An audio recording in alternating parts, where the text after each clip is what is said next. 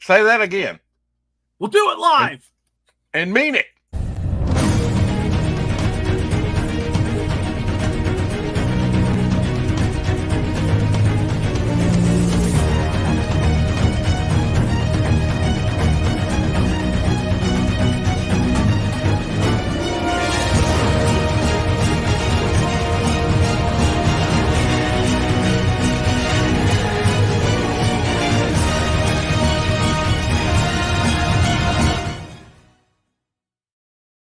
Hello, been looking forward to this all week long.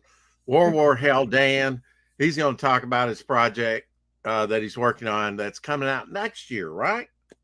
Yeah, around next year, maybe a little earlier Okay. this year or next year, hopefully. Mm-hmm. But we've got a lot of good stuff that's in the works right now. The big thing that I love about working on World War Hell with Tank is that I get to really just crack open all of the World War II knowledge I know. It's kind of like a Mark Felton Productions of Clive Barker. Well, give me your 30-second pitch for it. What's it all about? The gates of hell open up during the September 1943, and the Axis and allies have to join together to throw these demonic forces off planet Earth. During this, they have to create these special weapons that are mashed together tanks called Franken-tanks. They are mixed Allied and Axis tanks that because of desperation, the supply lines are all screwed up. They've got to do their best to come up with new and inventive weapons. And they may have another force that's lurking in the background, waiting to help, or maybe, maybe waiting to help, maybe waiting to, Now, how much? I mean, what was going on in 1943 at that particular point? Well, in 1943, around September, from the research I'm doing, we were really heavily starting to get involved in Italy and North Africa. My grandfather actually served in North Africa, and he was in Italy at the time. It was extremely, extremely bloody. He was a part of the tank destroyer division. I've talked about this before. The Black Cats, and it was one of the things they didn't realize is when they got to Italy that they were so used to going back and forth, the tanks and all that. But Italy, where they landed, was the hills and all that wouldn't allow that. So they turned his tank destroyer into an artillery piece. And what they did is they would roll up into a little thing, like a little dugout, and they would just they had to learn how to become artillerymen. So they would aim the gun up, fire it at kind of an angles. Impromptu bunker, right? I mean, or what they call them, they would put it by the beach, with the big. Oh yeah. What were those called? We had to knock those out. Emplacement. Okay. That's not the word I was thinking of, but yeah. Bunker. Bunker, maybe. I guess. Yeah. You're the expert, Dan.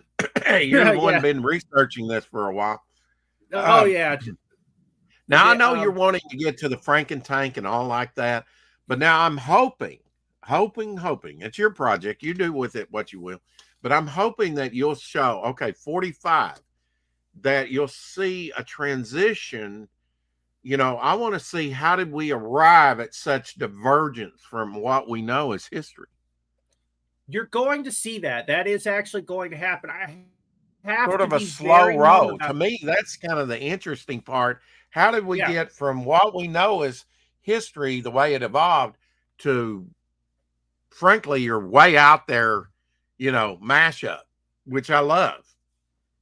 You're going to see it. There's a lot of twists and turns to it. Franken-tanks actually have been around did show up in World War II. The Finns actually did it quite a few times. They would capture Soviet tanks, the KV-1. They'd up armor it and change the gun out.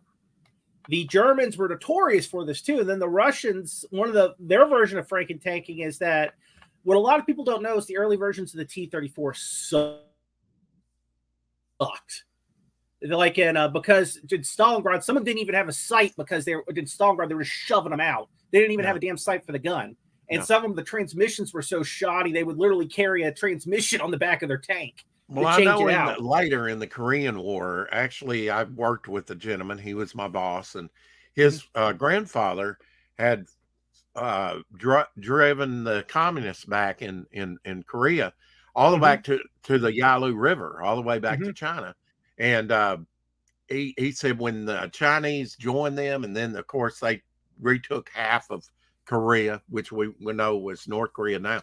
He said he was in a machine gun nest, and he was Mhm. ankle deep in the shells, and actually his machine gun barrel got so hot it melted.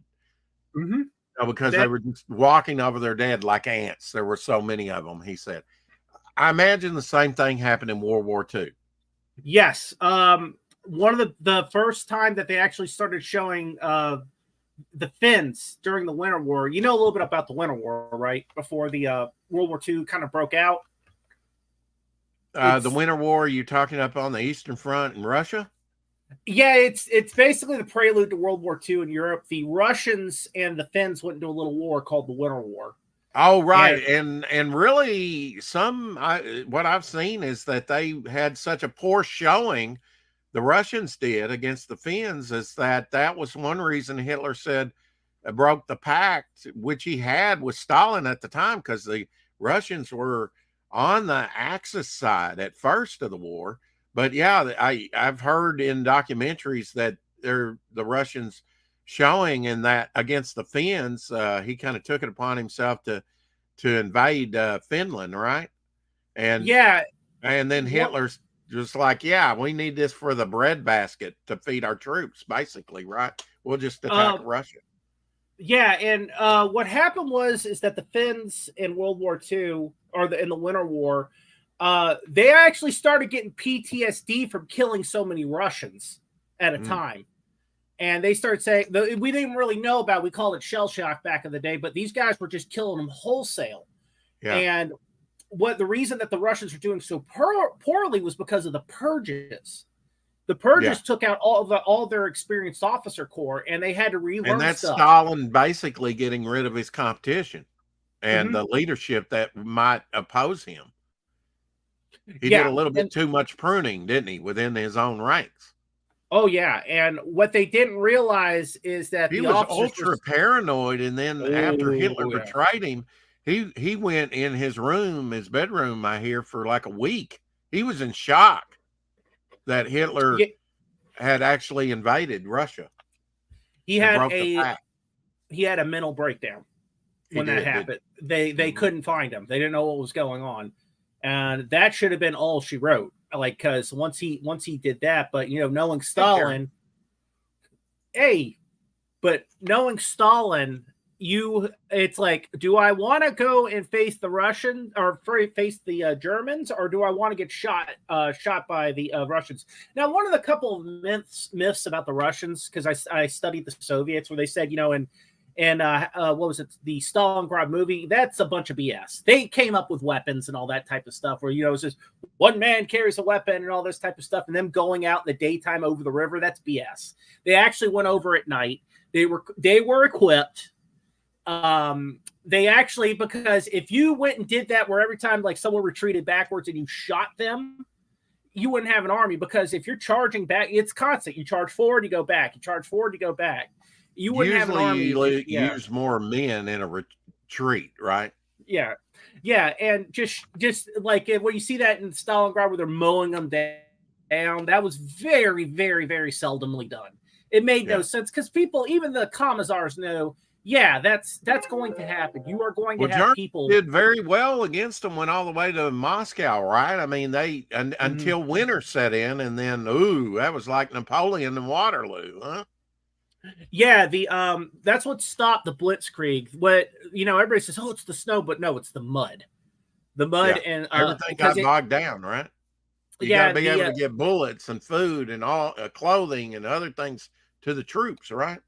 now the current war in Ukraine. Hold on, I got to be careful with my words because of YouTube.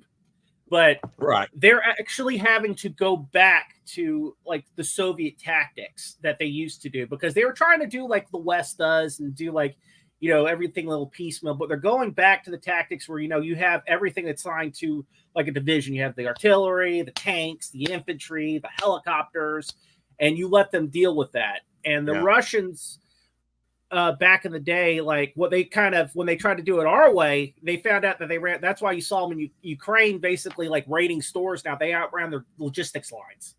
Yeah. So what they do is they're going back to that original format in World War II, and they're using a lot of the tactics that they learned that from World War II, like what happened with the quote unquote offensive, where they just set up and said, look, if they're going to be like the Germans in World War II, we're just going to sit here, bunker up, let them waste themselves, and then we're going to attack again.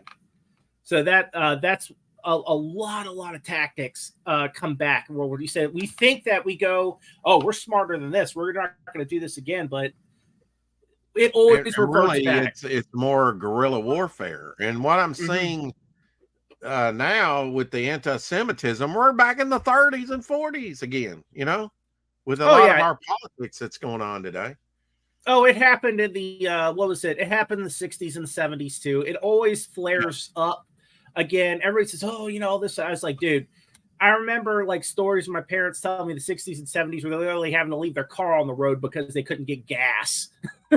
Wow. Because of Carter, Jimmy Carter. Everybody remembers that. The gas line. There were gas lines and stuff like that.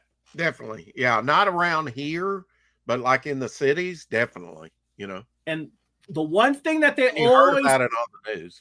Yeah, the one thing that they always revert to, no matter what, is they revert back to trench war tactics, especially if you can't go forward, you can't go back. It always reverts back to the World War I tactics of we're going to a trench. Well, and there's been several times they basically stopped Patton's push in World War II with his tanks because the supply chain couldn't back him up. I mean, he was outrunning, he was taking so much ground from the Germans, they basically had to put it to a halt, which he was wanting to go forward, get the job done. And I think he was also another MacArthur, wasn't he? He was pretty much wanting to go after the communists after we finished with these Japanese and Germans. Yes, he wanted to retrain. That's one of the reasons I hate to say it, that if Patton had his way, we probably in a few years would have already been at it in World War II. One of the things that the USA kind of found out at the end that they didn't really know at the time is when they started testing their atomic bomb, is that the Soviets were really bluffing with how many they had. We had a hell of a lot more than they did at the beginning when they first got it. And I still wouldn't want like that risk of maybe that one or like maybe 10 bombs coming through to the U.S. But that's kind of the interesting things when you go and you look back at it. In your estimation, when did the quantum leap in technology take place? Was it during World War II? Because I've seen bomber footage of jets. The first jets were developed by the Germans. Yes. One of the things, of course, the Me-262, for example, was German, and he got his idea from looking at the back of the ship for the wing sweep, because he saw that how like it was a V from the waves. Yeah. And we found out like after the war that led to the design of the F-86. We found out after the war that like it's more like a stealth bomber flying wing design, right? Yeah, more of that you're making it more aerodynamic to cut through the stuff like the P-80, air resistance.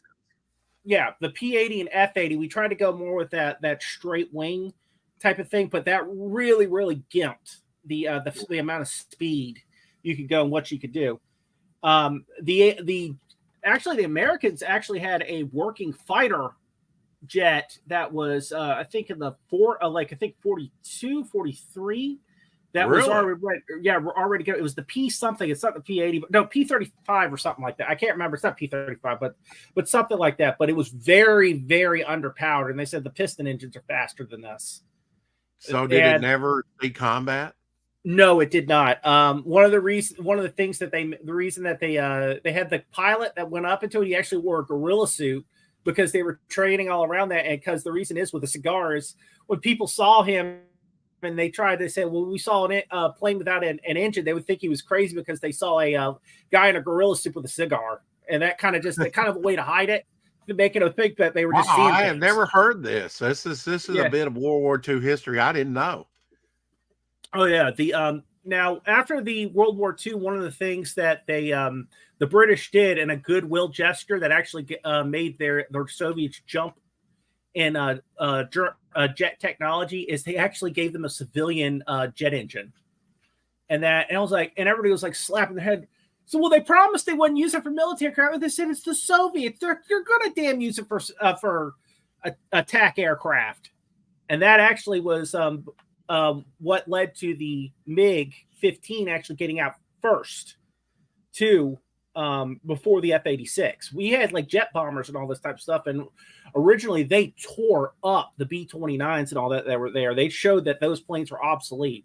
They also were tearing up, but they were not doing too well against like the more experienced World War II pilots. I think it was like 5-1, like for everything like the F-86 and the piston engines and all that type of stuff, because they knew how to fight and they knew how to change or fight these things properly. Like, I really, really enjoy like looking up these things, and you really look like, okay, like the cause and effects, the little ripple effects that you go back and look. And one of the things I loved was the when they actually executed the wrong people that they thought gave the secret to the Soviets for the atomic bomb. And it was what? Yeah, was it much like Henry Oswald set up? Well, no, the guy they had the guy at the end. They actually finally caught him. He gave he was part of the Manhattan Project, and he was actually giving giving the Soviets and all that. And there was a documentary on it not too long ago. And they once you kill somebody, there's no takebacks, are there? No, but it was it's really interesting to really go back and look at like for example, the Kennedy's father was actually going and giving. Now I got to do a little bit more research because I kind of saw it offhand, but he's basically double dealing with the Germans and still trying to get them supplies during the war. Oh wow, yeah, he was definitely pro-German. A lot of Americans were, right? Mm-hmm. In war at the early onset of the war. Yeah, because a lot of the Germans, there's a lot of German heritage that went up north. And for example, and Kennedy Sr., if I'm not mistaken, was the ambassador to the UK at that time. He was recalled, mm-hmm. right? Yeah, I think he was Lindbergh was a sort of a German sympathizer in a way, wasn't he? Oh yeah, and you can see why, like some of the things too, if you actually go back and look after World War II about the people that actually got some of these German war criminals out of Germany. I think Stars and Stripes was involved, getting them out, like hiding them in trucks and all that, trying to get them out of here. The magazines, magazine for the troops. Yep, you'd be surprised. Really? Yeah, how many were sympathetic? Well, it was what were they sympathetic about? It's by that point, you know. I know a bunch of the Germans went to South America. Yeah, Argentina, because they did help them for a while, get the help them with their Air Force for a bit. They would have, if Argentina actually had gone to war, I think they would have done like in Spain, they would have done a Condor Legion where they would have sent guys in there to help like fight and get experience, because the Condor Legion was more of getting experience for the German pilots and all that type of stuff. And when you go back and look at a lot of the World War II tactics, like the tank tactics, everybody said, oh, the Germans came. No, the Brits came up with those tactics first, because of the 1920s and 30s. They let them experiment a lot. And then Rommel and all that type of stuff after the war, like when they told them to stop during the Great Depression, because of the Great Depression, they went and looked at all the tactics and they actually reworked it for the Blitzkrieg. So you could think what the Brits learned, it's just they took it to heart and they said, hey, we can use these tanks as an iron fist. Yeah, to punch through. And that was in northern Africa, right? The Rommel. Rommel, and then there was, I can't remember who the commander was for France. They had the right idea that you basically keep the mechanized units. Yeah, Montgomery. Yeah, Montgomery. Yeah. The idea is like they also went and started taking examples like the Brits relearned from the tanks. One of the, like, let's say the Char tank, which was like and like if you looked at it technically, it was a better tank than the Panzer. But the problem was it had a 75 millimeter gun, which is French, in the front, like right there. It's like the what was it? It's like the M3 Lee, where you had to aim the whole hull to shoot it. Had a smaller turret at the top, and the commander was the radio operator, the loader for that smaller turret, and what was it? He and the operator. So it's funny when you look at that, and that's why it failed. They learned the commander has to be his own separate unit to command everybody. You can't give him too many tasks. Right. And that's why the French tanks were just so horribly destroyed. And they were still fighting everything from the last World War. Like everybody says, oh, the Maginot Line failed. And I said, well, one of the reasons is that I believe it was Belgium or the Netherlands reneged on completing it on their end. It says, oh, we have a forest. They can't where get through they could go around it. Basically, that's what they did. They outflanked it. They just went around the whole thing. Yeah, they said, oh, we can. It says, oh, we got a forest there. They can't get through there. Well, that's not so true. The Germans cut right through it. And, that's one of the things is like they were talking about, like, why did the Germans go after the Russians? That's so stupid. I said, look, you kicked the crap out of the Brits, the French, the Belgians, Norway. Yeah, the Dutch, all of them, like five armies. Mm-hmm. And why wouldn't you think you could do it? Because they were running. One of the main reasons they were running low on fuel. And Poland, mm-hmm. Czechoslovakia, all that early stuff. You mentioned Stalin, and that the purging mm-hmm. Affected him greatly in World War II, and even I guess all his quote administration, his regime, from when he took over to Lenin, for most of the time, he killed the best of the best thinkers, right? He basically had a bunch of drones and followers, and they were scared half to death most of the time, paranoid. You think Germans did a little bit of like that because they killed Rommel and other, mm-hmm. Do you think Germans did a little bit of that in World War II as well as purging? Yeah, the more of theirs was like the racial testing, and it's like that's stupid at the end. You actually had a lot of when you look at it, and it's like you had a lot of Jews that were actually like very pro-Nazi. You're like, dude, that's like a hunter going to it, or it's like a deer going to a hunter contest saying, "Hey, kill us." Well, there were German Jews fight for Germany in World War mm-hmm. One. Yeah. Yeah, and then they must have been doing a head spin when their country turned against them, and they were veterans of World War One, mm-hmm. and had fought for Germany, we really messed up in World War One as far as we let them go back, and they came back into Germany. It was like they had won the war, victors. They didn't learn a damn thing about it. They did not. That's the misconception. They did not go in as victors. Basically, what happened was it was chaos after World War One. How the Nazis rose, the communists were just got in there because the new Weimar Republic was just weak.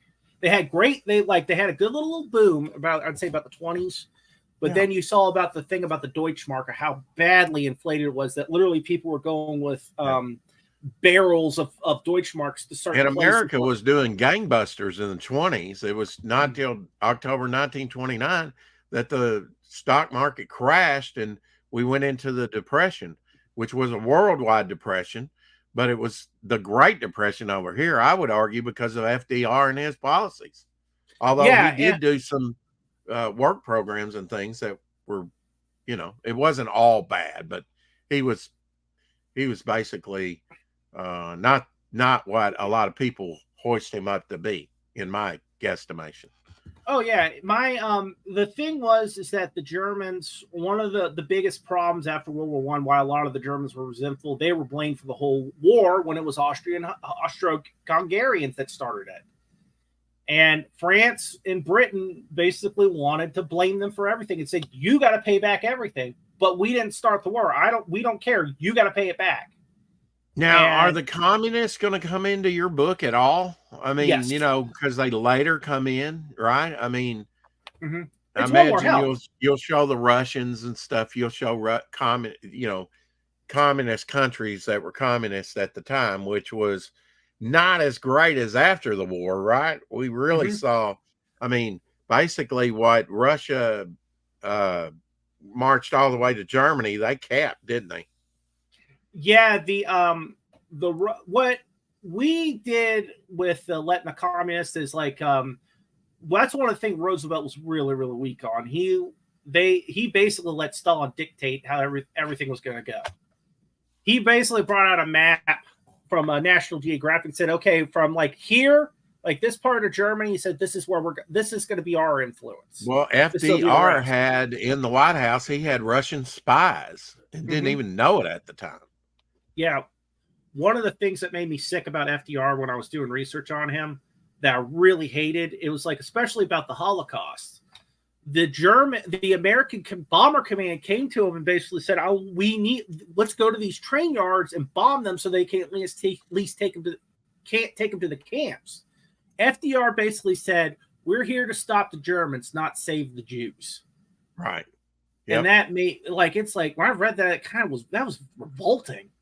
Oh, he was anti-Semitic. He was an anti-Semitic guy, big time. He was a racist. Just like in World War I, another Democratic president, Wilson, was. He, was very anti-Semitic and racist. Yeah, and Patton, one of the ones that took the brunt of it, Patton had anti-Semitic leanings, and they made him go into a concentration camp. And they said, we want you to go and see this. He said, I'm not going to go in there. He says, or I'm going to throw up. Eisenhower did, though, after the war, didn't he? He took the townspeople on a tour of the concentration camp to see what they had wrought, which was, I thought, was genius. This is you are beaten, and this is what you've been supporting. Even if you say I was only doing my job, I was in fear for my life, or never again, right? Yeah, and one of the things too is that the Soviets, when you go back and look what they did to a lot of the German POWs, and also what they did to the Polish POWs when Poland was split, they executed a lot of them. And what was really funny is that it was found out during the war, like I think in 41 or 42, and they actually brought out like Allied POW commanders and all that said that they had captured, said, hey, look, this is them. This is not us. And Allied command actually had to keep it very, very quiet what the Soviets had done. And the Soviets were just, golly Moses. It was horrible what they were doing when they were coming back. They went full revenge mode. And one of the things my grandfather told me about, he heard stories about Soviet soldiers, because a lot of them did not have electricity. When they went into Germany, they took the light bulbs out because they thought that, and were taking it home with them because that's where they thought the light was coming from, without the electricity. Well, one thing I hope that you touch upon in your book, maybe you don't, but it's not too late to add it, is the subject of friendly fire within war. Sometimes we bomb or devastate our own troops. Yes, we do. We touch on that. The biggest issue is with World War Hell. It's a lot of these demons. They're not coming at you like thousands or something like that. They're coming at you in millions. Yeah, and that's why with again, it's like China rolling over the Yalu River, right? They just keep coming and walking over their dead, right? Yeah, and you're like a swarm of ants. Yeah, you cannot fight these things with just guns alone. That's why you see them revert back and start putting like medieval armor and start making their own armor. It goes back to what they did in World War I. They actually, some of the guys started doing that. They started literally putting like medieval armor, their own made medieval armor on. I asked you this question earlier, but I don't think I really got an answer. When did the quantum leap happen, you think? Was it World War One, World War Two? Certainly there were innovations. Was it after the war?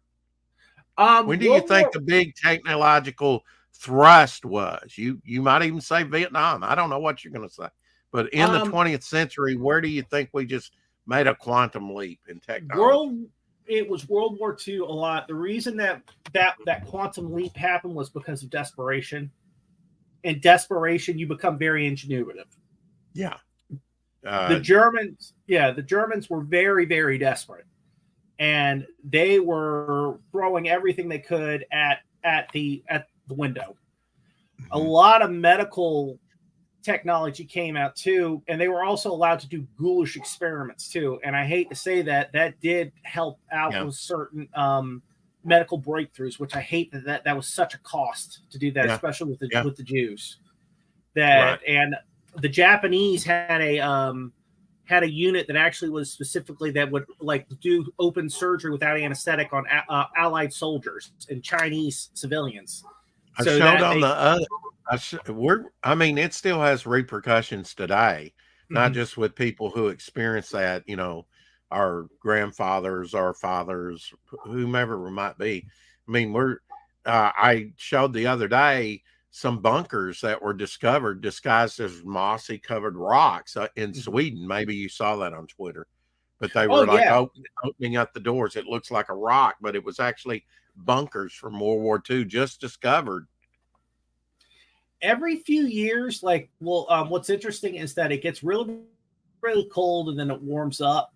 And that's one of the interesting things. Like if you take a look at it's starting to heat up a little bit more, then it's going to get really, really, really, really cold again. This always happens if you look back in history. They're starting to find like German bodies that were up in the Italian mountains and all that from World War I and Russia and all that. But trust me, it says, that's terrifying. I said, dude, trust me, it's going to get cold again. And all this stuff's going to get refrozen back up. Yeah. I said every so often we're kind of allowed to take a peek what's under the permafrost and see like what happened. They found a couple bodies that were really great intact for World War I. Wow! And they found a artillery piece that was actually from I believe the Austro-Hungarians or the Italians that was covered in snow, and they were able to see it. And I believe they heli lifted it off. It just like after the war, they just left it right where it was. I know that there was a bomber up around the Arctic or something, and it was like under 40 feet of ice, but I think they excavated it. Yeah, there's a thing too. Or a plane, something like that landed, Yeah, it was a B-29. It had crash landed, and it was pretty much in belly landed. The guys went down there. They went and repaired the engines, got it up and running. They had a person actually died doing it, and they had like a whole documentary about it. They got it up, the engines were running, and then it caught on fire, like when they were taxiing it, and they lost it. Everything. Oh, gosh. That cost somebody their life to try and get that out of there. Yeah, they had it, the engines were fired up, it was on its landing gear, they were prepping to go, and I believe one of the fire happened when the extinguishers had failed, and it just went. And the B-29, what a lot of people don't realize is the B-29 back in the day was highly cutting edge, so a lot of stuff would screw up on it, like engines and all that. That was extreme cutting edge. Yeah. The Russians were so impressed with it. They wanted one. They've literally made a copy of one that crash landed during World War II, but they wanted one so they said, "Hey, send that over with Lend-Lease," and we were like, "Nope, you can't have that." Yeah. They were. When it comes to the cutting edge thing, they were kind of like necessity, the mother of invention, right? That they were doing some of these projects on the fast track, weren't they? Yeah, especially toward the end of the war with Russians. Like you said, they were developing some cutting edge stuff. And then you get the strange stories of like Nazis and the Nazi Bell with dealing with time travel. What the hell's all that about? The Nazis were really heavily into the occult. There was, they always talk about that.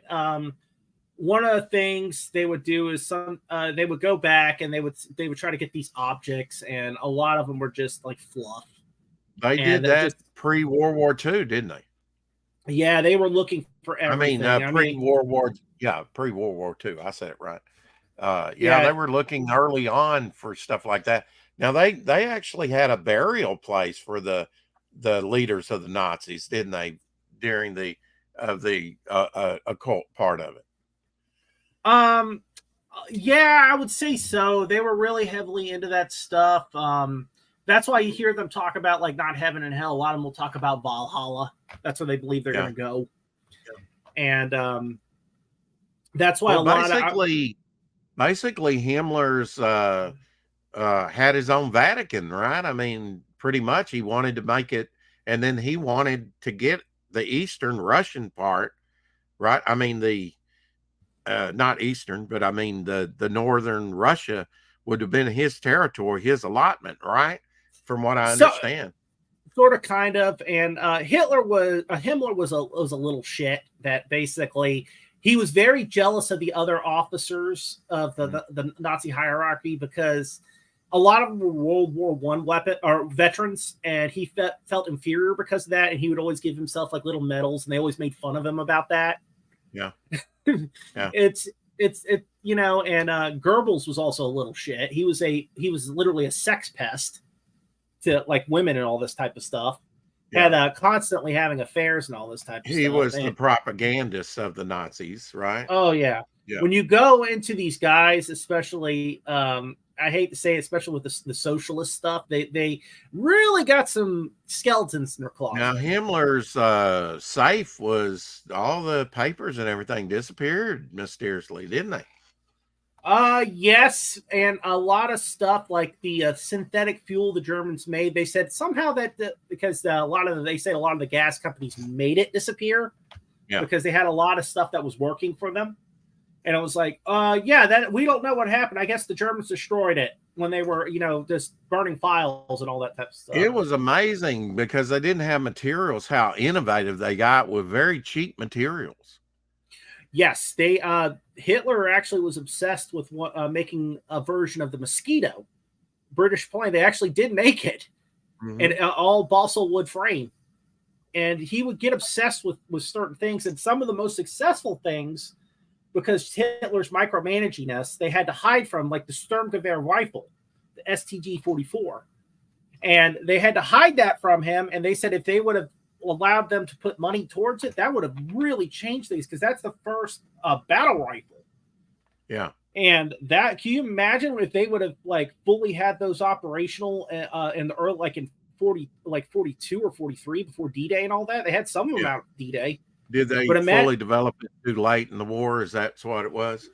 Yeah, it was in 44 that it really started to come out, and that was like they started getting them issued to troops in the like on D-Day and all this type of stuff. But by that time, it was like they couldn't really mass produce it and get it to everybody. Have you seen the documentaries of where maybe the Germans developed a micro, it's very small, not big atomic bomb, but a small bomb that they're saying that they might have actually, I think it was tested maybe somewhere in Czechoslovakia. I think it was tested in Italy. They actually did they did some work. That we see, the problem is this is coming third hand, but the people that actually did it went on this little Italian island. They did some testing and they had radiation. Yeah, so it actually was successful to a certain point, wasn't it? Yeah, that's what the hard water raids were. That they went into, I believe it was Norway. No, it was either Norway or it was, I think it was like Norway or Sweden, one of them, and not Sweden. Sweden was neutral, but they went in there and blew up one of the heavy water factories that put them back from making the atomic bomb. They had very, very, very big plans. They really were heavily wanting to go space exploration and all this type of stuff. And I mean, you get movies like Nazis on the Moon and whatnot. What about this exposition stuff down in Antarctica with the Nazis that you hear about? The Nazis were very heavily interested in what a lot of people don't know is they were very interested in the weather and learning about the jet stream and all that type of stuff. They did have, I believe, expedition up there for a little bit, but I don't think really anything came. It wasn't really that big, but where they really did is like I think it was Greenland. They had I think it was in 45. They still had an expedition up there that was a weather area, like a weather team.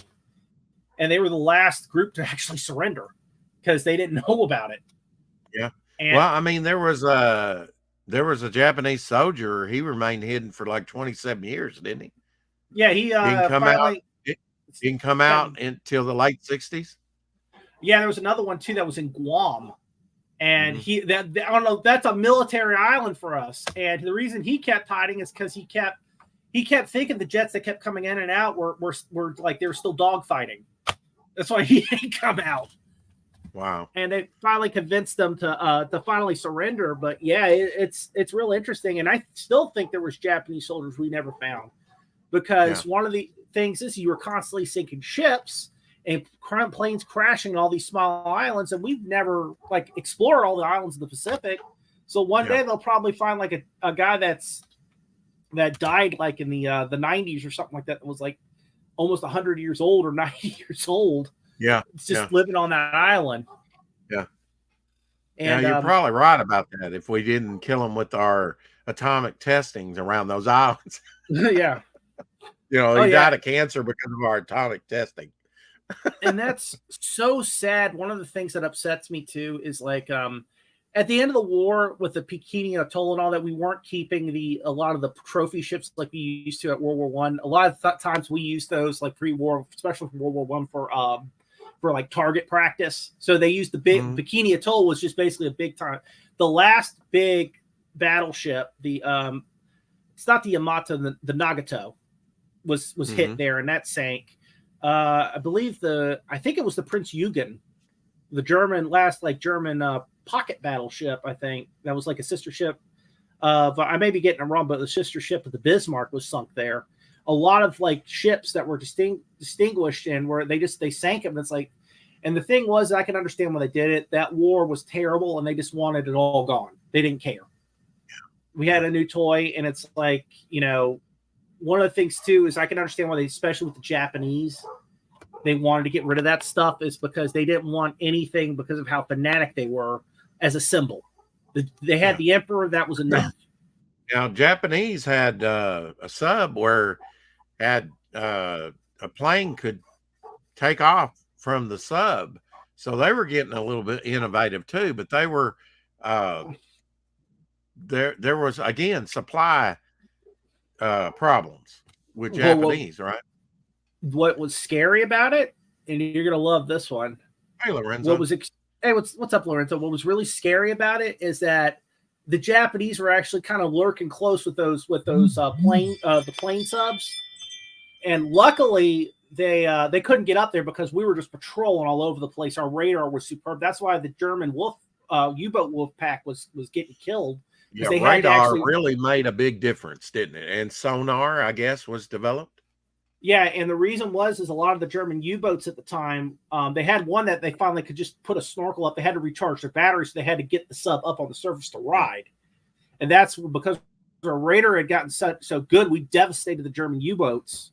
Yeah, well, early on, the Germans devastated all of shipping in Britain and all kinds of stuff, right, with the U-boat. And really, it didn't come out till after the war that some of those U-boats were on the eastern coast of America.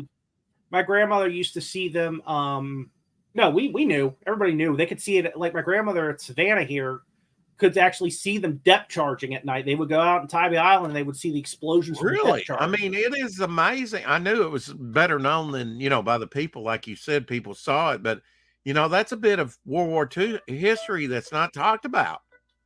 Yeah. I think they kind of tried to keep that under wraps so that people didn't panic. Yeah, the Germans, for example, what they would do is the Germans would go and, like, my grandmother, an interesting story too that happened. My grandmother told me about one of her friends. They were swimming in the Savannah River, felt something brush up against her leg and his leg, and he pulled it up. It was a U-boat cap. What's a U-boat cap? What's a U-boat cap? A hat from the U-boat. Sailor's cap. Yeah, a lot of things sometimes would come into the rivers after. You may find maybe a German body part. Oh, wow.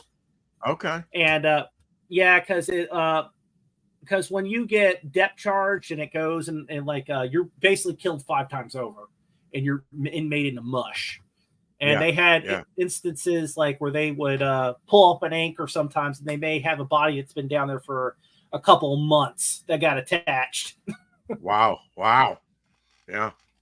Yeah, and there's actually, if you take a look at some of the like stuff like in the Pacific and all that type of stuff, the Japanese, they hid this from us, but they fired on the American mainland in California. One of the Japanese subs came up and was firing on a National Guard outpost. Oh, I had not heard that. I knew about the balloon attack. They released about 1,000 balloons, or was it 10,000? I can't remember. There was actually one fatality from that. The Japanese did have shells and all that hit America during World War II. It was, I think, directly after, a little bit after stuff. You know, the Japanese wanted, because the warrior culture, wanted to get some firing on, so they got up and they started firing at this National Guard outpost. And they could. The thing was, is like they're getting pissed. Why aren't we firing back at them? The cannons they had were so obsolete they couldn't reach them. And he said, if we fire, they're going to see where we are and they're going to range us in. That shows you how desperate we were, and that, you know, they couldn't really contact the Air Force to go and bomb the hell out of them, because we really didn't have any night capability at the time. Yeah. And the Japanese sub force would constantly do that. They would a lot of them would pop up, and every so often they would fire on us. Well, at World War One, we were lowly ranked, right? We didn't have much of an army before World War One, right? I mean, compared to some of these other nations. Yeah, one of the things that we were really kind of sucked in World War One is that we were playing kind of both sides against the middle in World War One. That they were using our stock market, like during the war. Hey, Doc. And what we would constantly do is we would go and they would go and put money into ours, and if something happened here, they you know, it was a constant play, like stock market play and all this. One of the reason that really got us in, besides the sinking of the Lusitania, was because there was a message that the Germans tried to get the Mexican government to attack us. And what happened was when they would say, oh, you can keep Texas if you attack them, to kind of distract America. We weren't even in war yet. And that really pissed us off. And a lot of what happened was the Brits kind of let that out to the American side, saying, hey, you know, and that with the Lusitania and that information, that really pushed us over the edge to running it. But a lot of people don't know that. They sent a message to Mexico to try to convince them to attack us. And they said, on Night Gallery recently, the first season of Night Gallery, I watched it. You know, Rod Sterling that did Twilight Zone, and then Night Gallery after that. And of course, he was screenwriter or whatever on Planet of the Apes too. So that's pretty cool. Really out of the box thinker. He did a story where this ship picks up a lone figure in a boat from the Titanic, and he's on the Lusitania.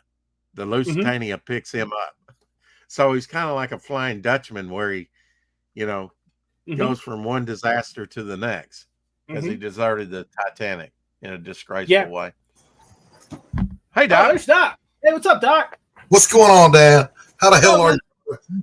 Doing fine. Just telling them a lot about some of my World War II history and all that. And I know a lot of people are kind of wanting to get in here and kind of see what I know. World War One, I'm not as strong on. World War II, I'm an aficionado, sir. Oh yeah. Well, that'll be the day. But you are absolutely correct, and one of the few people I've heard that know about the Mexican, the German embassy reaching out to Mexico to attack America. Oh yeah, one of the things that caught us in the ass during World War One was that whole thing about them using the stock market and all that on ours to make money. We were like, okay, use our money and all this type of stuff, and we knew sooner or later we were going to get pulled in. Yeah, that was, of course, that wonderful isolationist policy. Oh, it's none of our business. They can invest where they want to, blah, blah, blah, blah, blah. Yeah, Wilson basically ran on, I will not get you into war, but he knew really behind the scenes that we were going to have to get into it. It was coming. It was coming. Yeah. Everybody knew it was coming. Like the great thing I knew is that especially when we all got into it. I hate to say this, they said that we wouldn't have really made much of a difference at the end, but yes, we we did actually make a difference at the end, because what a lot of people don't know, World War One is that even though the Allies they had in World War One, the Germans had kicked the crap out of the Russians. They were sending all those forces, like I think about 1 million men, to the Western Front, and the French were tired of constantly going up and getting drafted, and they were close to rebelling. So we came in just at the right time, because the French were tired of it, and they said that would have that would have carried over to the colonial, especially the colonial troops. It would have then carried over to the Brits, their colonial troops, and the regulars. It would have been enough. And they said, sue for peace. We don't care. Just sue for peace. We're tired of this. But luckily, we came in at the right time to do this. And one of the movies I love to watch is the Blue Max, where the guy gets up there and he comes back and he's got they're pulling bullet holes out of his plane. He says, "I saw trucks for miles on end. It never stopped." And that was the Americans. We were finally getting there. War has always been part of our history, but when statistically speaking, there were more people killed in the 20th century than any other century.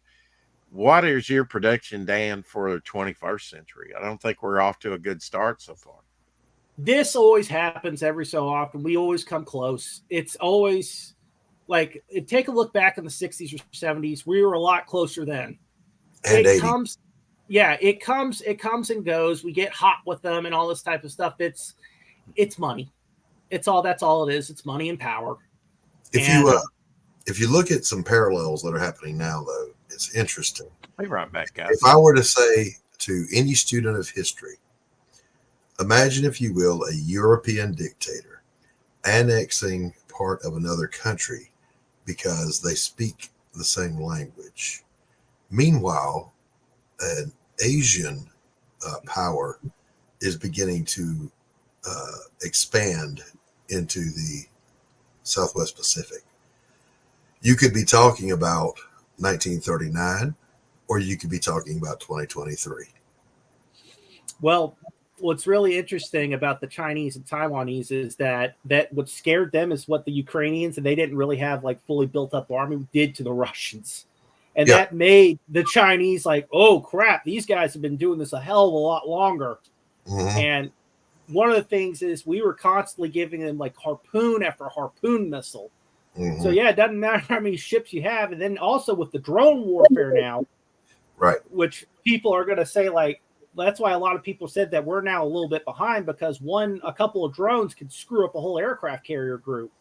Mm-hmm. Mm-hmm. And they were talking about that some of the drones are so small they won't pop up on radar. Mm-hmm. And you drop one with an RPG on was it a carrier deck that's loading up F-18s? Goodbye. I dispute that claim. The SPY-1 and 2 radars are millimeter bandwidth. Mm-hmm. They can pick up a butterfly. It's just how they set the gate for the returns on the radar signal. I don't fear that improvised technology against carriers.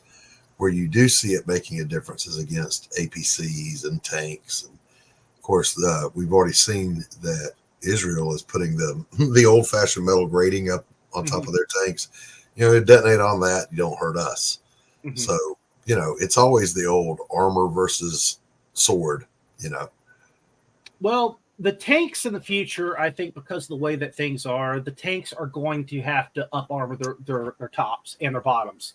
It's just, we're going off of old. That was the one thing we never really up armored after the World War I. It was like, oh, we don't have to worry about that. It's like, dude, no, the shells are getting bigger. IEDs, we've got drones now. You're going to have to up armor it. The tank, and what's scary is we're actually going to probably be in a future where we're going back to what the Germans did with tanks. They were just moving bunkers. Horrible on gas. Really not that. I hope we don't do that. I hope we continue with what we're doing with the Abrams. Good gun, maneuverability, but we may have to sacrifice that for troop crew protection. And now the U.S. Army is finally getting on with it and saying, okay, We're going with auto loaders. It said no more of that. We're going to actually have a drone operator in our tanks now. And my problem is that's you better be 100% sure you protect that tank, because if you take a look at the autoloader tanks in Russia, they don't it's like as well. Yeah, they have a it's almost like a revolver cylinder around them, and then if something goes off, bye, your turret's popped. Yeah, using ammo as armor not generally a good idea. Yeah. And I really, really love going back and looking at the concepts, especially of the auto loader and all that. And the U.S. has always been stubborn about that, which if you look back at things now and you look how horrible casualties some of these tanks are taking with the auto loader, you'd say, I can understand why. And one of the things, what was interesting too, is like you can't take a shell out and say, uh-oh, I got an armor-piercing shell in here. I need to get a high explosive in there. You can't do that with an auto loader. Yep. That and the other component that people overlook is that extra man is an extra man to do repairs, to take over a position for someone else if necessary. You know, a spare set of hands is far more valuable than the space you save with an autoloader. I love too, especially reading about the modern stuff about what the Marines still play with over in the Pacific. I heard some of them still are able to play with the flamethrowers from World War II in Korea. I was like, I got it. One day. What do you think, Dan, about the? I just saw this. I don't remember the name of it, but the new light tank that we're fielding. What's the name of it? Something with a B. But yeah. The light tank, it was a long time coming. We should have had that. Agreed. They tried it with the Striker. The Striker, it says, oh, that's great. It's got wheels, but it's not as tough as it can't get over as many things as track. Right. And I think that's going to be, I'm glad we went back to, I mean, talk about the Sheridan tank. Everybody hated it, but it did its job. Yeah. And, the new light tank has a shorter wheelbase than the Striker did. The Striker was a big old beast. Mm-hmm. So even if it could overcome obstacles, get into that urban setting to fight, it's so fucking big it can't turn around. Oh no! Oh yeah. And I love going in and reading about like a lot of the stuff about like the misconceptions that you see in these like action movies where you see like a tank going through a building. Tankers don't want to do that because you may have a basement under there. That's what took Killdozer down. A basement. You don't typically drive your tank through things if you can help it. Yeah. Hollywood has this idea that tanks are these indestructible monoliths that can just flatten anything, everything. No, they're armored fighting platforms. Yeah. That's what they are. And typically our doctrine has been tank on tank warfare, but that new light tank is infantry with support. Yes. And I like that. I like that a lot. That's what I think the future is going to go to, is we're going to get a lot lighter. It's going to be smaller and lethal. If you look back at the Cold War tactics, one guy was talking about what was the NATO plan if the Russians came out with armor. They said basically to back up, fire as many rounds as they can, keep backing up until they, until either Air Force, they start launching nukes. Drive backwards. Yeah, it was Reforger. Just keep building up and building up and building up as you give ground, and then that big push at the end to strike back. But we were counting on, the folded gap defense was always going to be establish air superiority, bring in the A-10s, bring in the Apaches, and then your armor regiments or the Cav can do their thing. Oh yeah, the one of the best things I think that, could you imagine what the damage the U.S. could have done if they actually had something like the Hind, just an attack helicopter / like troop transport? Yeah, that big spooky bastard, man. The Hind was a scary fucking helicopter.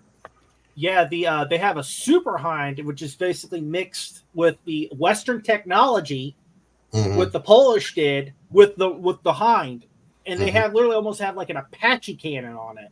So it's like Jesus. And it's a flying tank. It's a flying tank. The thing is armored. Small armor, bring it down. I guess people have liked to play what if after World War II for a long time, have they? Yeah. Yeah. the one of the things that a lot of, I should say one thing, a lot of people don't really grasp that France and England together could have beaten Germany if the Sitzkrieg hadn't taken place. Yes. They had more and better tanks than the early German tanks. The Panzer I was a piece of shit. And they outnumbered the Germans 3-1. And they did, in fact, go into the Rhineland, but then they went back during the Sitzkrieg. That was what a lot of people don't know is actually Mark Felton Productions touched on this. They actually did an offensive at the beginning of the war. Yes. And what happened was they were very successful, but the Germans kicked the crap out of the Poles and came back. What it comes down to is, I would say, cohesion, unit cohesion. The Germans had it. We were still getting used to this tank warfare thing. And as with the Char B1 and B2, the commander doing everything, the little tiny gun, the radio. What do you mean by cohesion? You mean resolve or what? Basically the Air Force does its thing, the tanks do its thing, the mechanized infantry does this thing, and we all move as an armored fist. That's cohesion. Integrated. There you go. Thank you. Goebbels with his Luftwaffe, though, he wasn't entirely happy, was he? I'm sorry. Go ahead. Yeah, it wasn't Goebbels. Who was it? Goring. Goring. Sorry. Yeah, Goring. Goring was mostly coked out of his head. Yeah, that man enjoyed him some opiates and some lasagna. I'm just saying. I wonder if some of that came out of World War I, because he was a World War I vet. Well, that's what I was going to say. What was going on with it's not at the tactical level. It was at the political level. Mm-hmm. You got to remember, Churchill didn't come into power until deterrence was already gone. Yes. Stanley Baldwin and what's his nuts gave it away. Yeah. Chamberlain, yeah. And peace in our time. Yeah, that worked out for you. And remember that at Oxford, the Oxford Debating Society, they resolved we will never again fight for king and country. This was the mindset. We're not going to have another Somme. We're not going to have another trench warfare, 1 million men dying. We're not going to do that. We don't want this fight. Yeah. And so America didn't want it either. There are a lot of Nazis. They started out having the ability to they could have gone all the way to Berlin, the French and English. They could have gone all the way in and taken Berlin. And when was this, Doc? Because that political weakness was there. This was 39. 1939. Uh-huh. Yeah.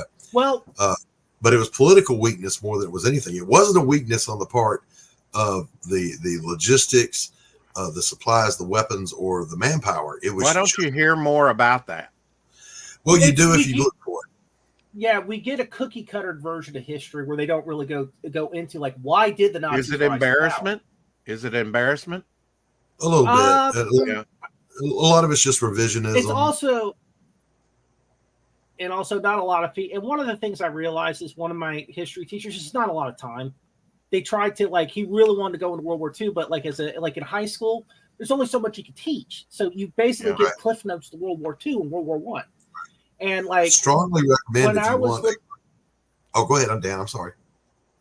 Oh yeah, I was just going to say one of the reasons that people said, well, why didn't they get involved early in World War II and all this type of stuff? It was because of World War I, they lost nearly a whole generation of men. Right, were gone, and the veterans back then had lost their taste as far as societies, and the government was trying to reflect that. Now, I totally disagree with Baldwin and Chamberlain. And their appeasement, ooh, I want that thing. Okay, you can have that thing, but not the other thing. That never works. And we're seeing that now. Reparations. But if you really want to hear some good history, Victor Davis Hanson is a eminent historian who has lectures on World War. He calls it World Wars II, because there were multiple border wars. They didn't become a world war until after December 7th, remembering that Britain was the only nation that was not attacked directly that declared war on the Axis. They fought on the first day of the war, and they fought on the last day of the war, and at one point they fought alone. So it was several stages. Well, they had contracts, right? I mean, the Poles was the last straw. It's like if Poland's attacked, England had said, we Correct. will defend you. And so that kind of drew them into the war, right? That's Well, a dangerous thing, isn't it? they were trying to recreate the German Empire from World War One. They were taking the territory back, and it's like, like they were like, okay, you're officially got it back. That's too much. You've done it. We're in. Yeah, Poland was the line in the sand. Yeah. But you got to remember the mindset of the day before that was the appeasement, stand down the army. They weren't massing troops. They weren't getting geared up to go fight. They were still hoping for a political resolution that was never going to happen. Yeah. And we know that in hindsight, but Churchill was telling him at the time, you can't trust Hitler. This guy's fucking crazy, you know, and nobody was listening. One of the interesting things too is the Czechs were holding them. They had bunkers and set up. They were set up, but what happened was the appeasement came. They lost all the defensive areas. What Hitler wanted was the areas that he had. The Skoda works. Yeah, he wanted Skoda. He wanted the Skoda works bad. Best arms company in Europe at the time. And it was with what's funny with the Czechs is like they let kind of Austria slide. They're like, okay, they speak German stuff, but the Czechs, what was really interesting is the Germans were ready to haul ass back if the Brits and the French had actually. Exactly right. Hey, Kate. Hey, Kate. What's up, Kate? Yeah, they had orders, Rex, to, if you run into resistance, retreat. They had the same orders the first time they poked westward into France. If you run into resistance, you pull back. So when they went into the Rhineland and rearmed the Rhineland, that was their orders. If you get confronted, you are to immediately pull back, because Hitler was trying to play this game of I'm going to see how much I can get from the appeasement, and then I've got collusion coming from Russia, who I'm later going to turn on. But at the time, you had collusion from Russia, pacifism and isolationism from America, and then appeasement coming from England. So he was trying to juggle all this and get a picture. And his generals were telling him, "Don't go into France. Yeah. They will kick our ass." Yeah. But Hitler said to his generals, they don't want to fight. They don't have the heart for it. Yeah. Which he was right about. Yes. And I would say that a lot of it at the beginning of the war was kind of like a boxing match. He with Czechoslovakia, he was kind of coming in there and just kind of love tapping. Poke. Yeah. Yeah, poke to see what he got in, and then Poland was the knockout. That's when he knew, okay, they can't. And and I was talking before about why did he invade the Soviet? That was stupid. He wanted the gas and the oil, but there's also because he just kicked the crap out of 5 or 6 armies. He's like, he also just saw Russia fumble all over themselves fighting Finland, and Finland was kicking their ass. Right. And he went, well, hell, we're tougher than Finland. We can kick their ass. We talked about that earlier, Doc. Yeah. Stalin had such a poor showing in Finland, and he had done so many purges within Russia that it really weakened him, as far as leadership, and some of the best that were available were gone. Yeah. And, but Hitler looked at that, and there was, and he wanted all that. He wanted that to be his supply, his bread basket, right? Yes. Bread basket to the world, Russia. Yeah. All that farmland. He wanted the Western Russia, European Russia. He wanted Ukraine. He wanted Poland. This is their version of our Midwest. This is the bread basket. That, and he wanted Lebensraum. And the other thing is, he just fucking hated the Russians. Oh yeah. You have Father Winter, but you have Mother Mud, which really bogged down the Germans.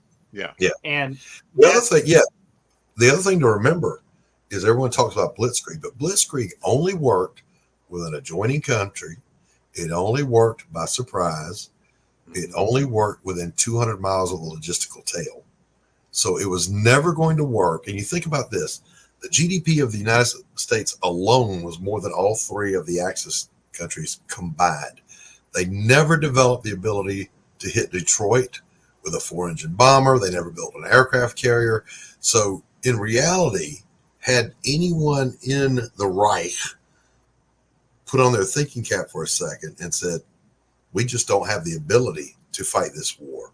Now, Hitler had similar plans. Is that they could have done their skirmishes and had back then a version of the EU under the swastika if they'd have stopped. Yeah. But they didn't. Yeah. What Hitler learned is that beating a country's easy, holding a country's hard. Right. Because now you've got to go and get all these troops to stay in France, to get in Poland, to go in Norway. Then you have to get fuel to run the tanks, and all those types of stuff. This is we're talking about conventional warfare. We'll probably never see another D-Day again, will we? With all the drones and the missiles and the stuff that we have now, right? The only way I would say that would something come close to that's probably Taiwan and China, maybe. But I doubt it. But because, as they said in Predator, Taiwan's dug in there like an Alabama tick. Yeah, and they better be. And for all that you hear in the media, I don't think people truly grasp the technological difference between the United States and the stuff we give our allies and what China and Russia have. Right. Now, they've stolen a lot, and they've backward engineered a lot. Yeah, but the backwards engineering is horrible. Yeah, they're not able to backward engineer it. They try. But let's just say if all-out war broke out, China decides they're going to invade Taiwan, and we come in, it's over in a week. And I'm talking about over. Like never happen again. It's the nuclear deterrent, though, when we're talking something this scale that I think about. They do not have as many nukes as the U.S. They're like third behind Russia. And we know where they are. We can precision strike them with stealth technology and with special operations. What about the hypersonic missiles they're talking about? Oh, those are overblown. They're a joke. Yeah. You know the main problem with them? You can't communicate with something that has a plasma shield around it, and it generates a plasma shield when it's moving at hypersonic speeds. All the target's got to do is move. Yeah. A few feet.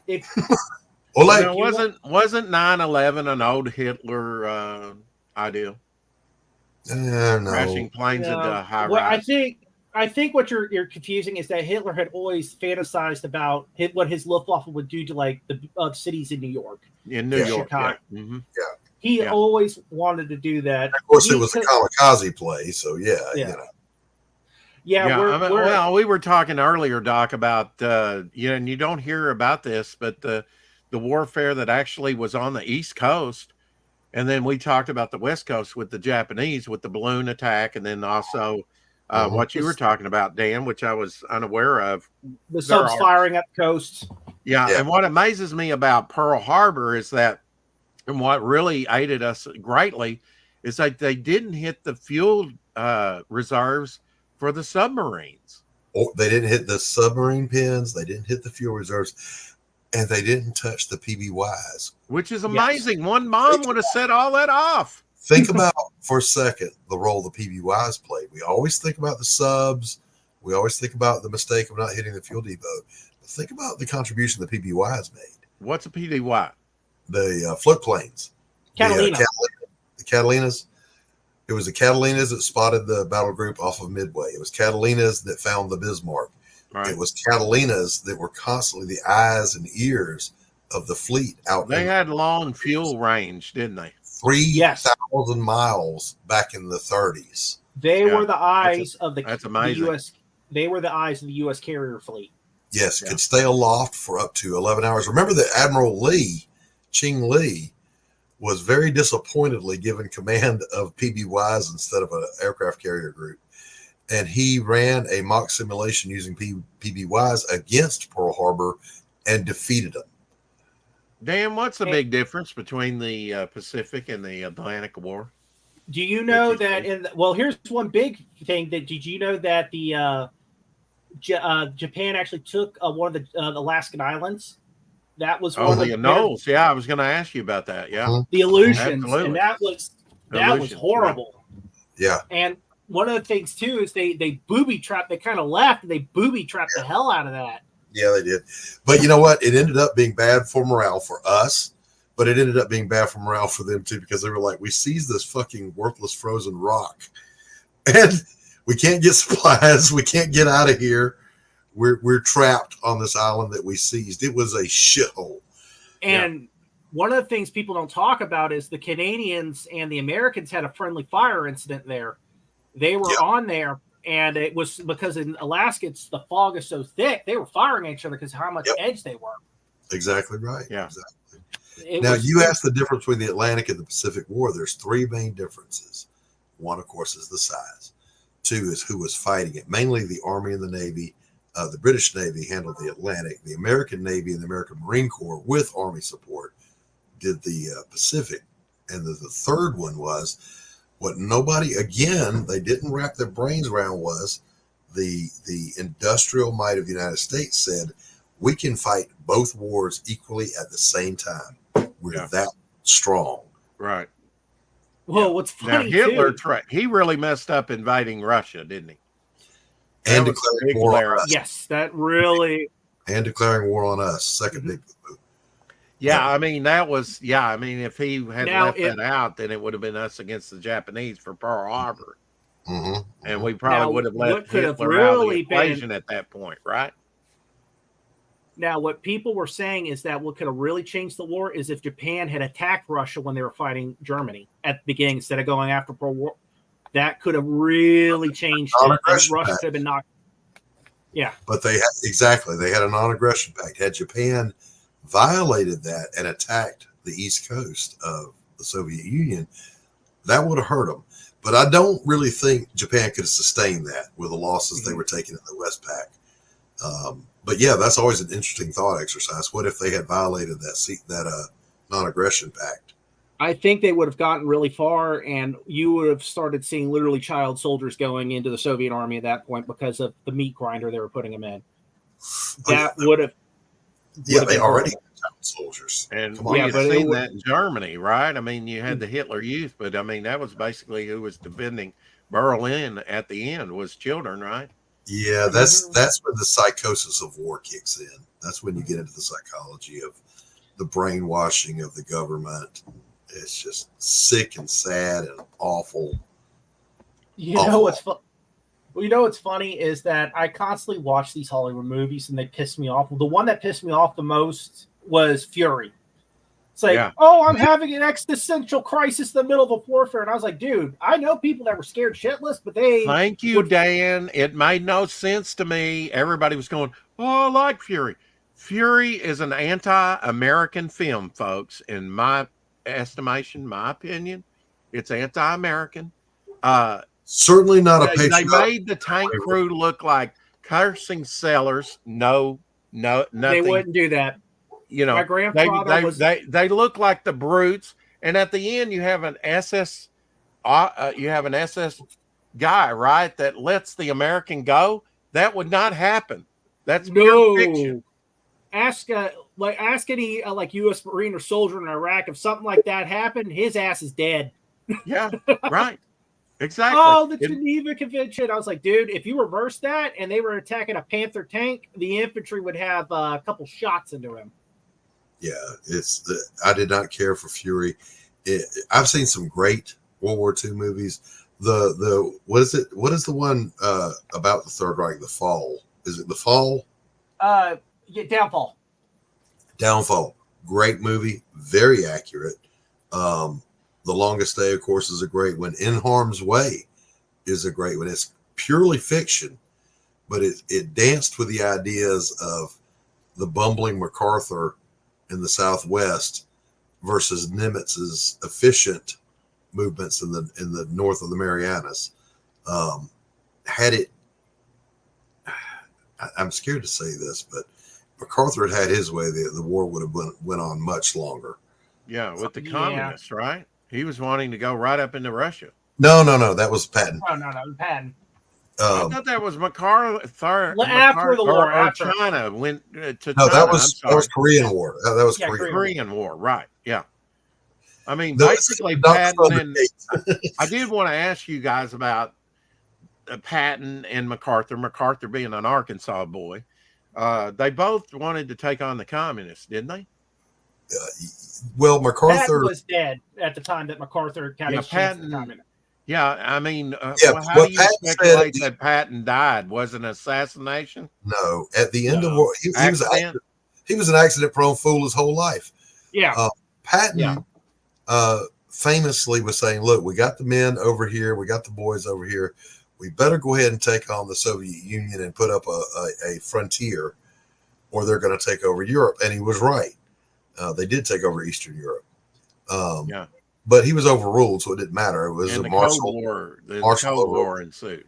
with Now- with MacArthur. It was, we pushed the North Koreans all the way up to the Yellow River, Mhm. and then of course when China came flooding across the frozen chosen, Right. it was he was telling Eisenhower, nuke them, nuke them, nuke them. Yeah. And they're like, no, you're crazy, get out of here. So they had to call in Matthew Ridgway to take over, which he did, and he did a great job. Why was he saying nuke 'em? Was it pretty much the thinking of like Truman, nuke 'em to save troops' lives? No. MacArthur wanted to nuke because he viewed them as tactical weapons. Truman knew this is a strategic move, and you don't do that. Yeah. That's where the like, for example, that's where the Russians have us these days. They actually do have tactical nuclear weapons, while we have just the massive ones. They use that to basically kill like battalions. Right. Like you see, if they're going and they're pretty much, it's a nuclear war, and they're dug in there. Get the tactical nuke.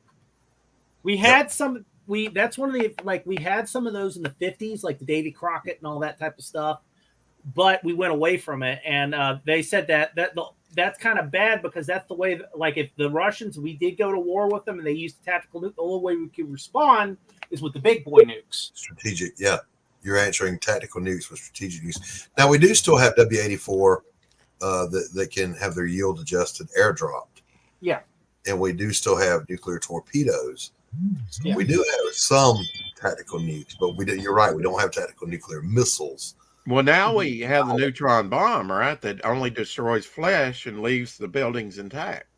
You do that with you still got the radiation, though, to deal with. Yeah, I guess so. Oh yeah, you can go back there after, what is it, 1,000 years? Yeah. But I just listened to Dana, and I'm sure you've heard this one too. It was who's our Navy guy, Drakenfeld. Drakenfeld just did a great biography on Nimitz and how Nimitz handled having to deal with MacArthur. MacArthur had an ego. Yeah, MacArthur was convinced he was in charge, despite of being told you're not in charge. Yeah. Nimitz is. I'm reminded of Al Haig. Remember him when he said, "I'm in charge now"? Yeah, and he was not. He was like third in line or something. Yeah. Here's a nightmare scenario for you guys. Let's say Patton get killed. Can you imagine if they sent him to Korea with MacArthur? You know how bad those two would have been butting heads? Yeah. Now, Patton was a break glass in case of emergency kind of general. Mm-hmm. He was this very Sherman-esque madman. Yeah. That was fantastic at maneuver warfare. But you did not want him calling the overall shots. Yeah. Because he was just so single-minded in his vision. Those are the bad guys. Okay, fine. Then I'm going to go kill the bad guys. And I'm not going to ask for permission to do a damn thing. I'm just going to go do what I got to do. Remember, he was supposed to support Montgomery when they invaded from Sicily into Rome. Mm-hmm.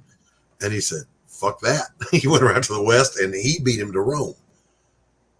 What I think would have been interesting too is, I think that more than likely, even though, because both of those egos, there probably would have been they probably may have put Patton in charge in first, but he would have done so badly with the way he ran, because the way Korea is, that I think eventually he would have been demoted, and then it would have been MacArthur up, and that would have been a nightmare scenario with after that happened.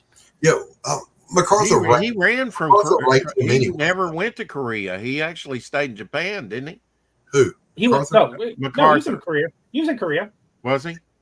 He did go to Seoul, but he didn't headquarter there. You're right. Yeah. He did headquarter out of Japan. Yeah. Yeah. My grandfather was actually there around that time. He was headquarters. My grandfather actually snuck away from the headquarters to go to the front because he's a soldier. He said they're like, he had one of these famous generals was walking around. He said, Fogarty, what are you doing here? He says, well, soldier and all that. And he says, get your ass back on the next plane back to Japan. Remember this too, talking about Japan at the end of World War II. They, the most common story that you're going to hear is that, it was 500,000 more body bags for us or drop the nukes on them.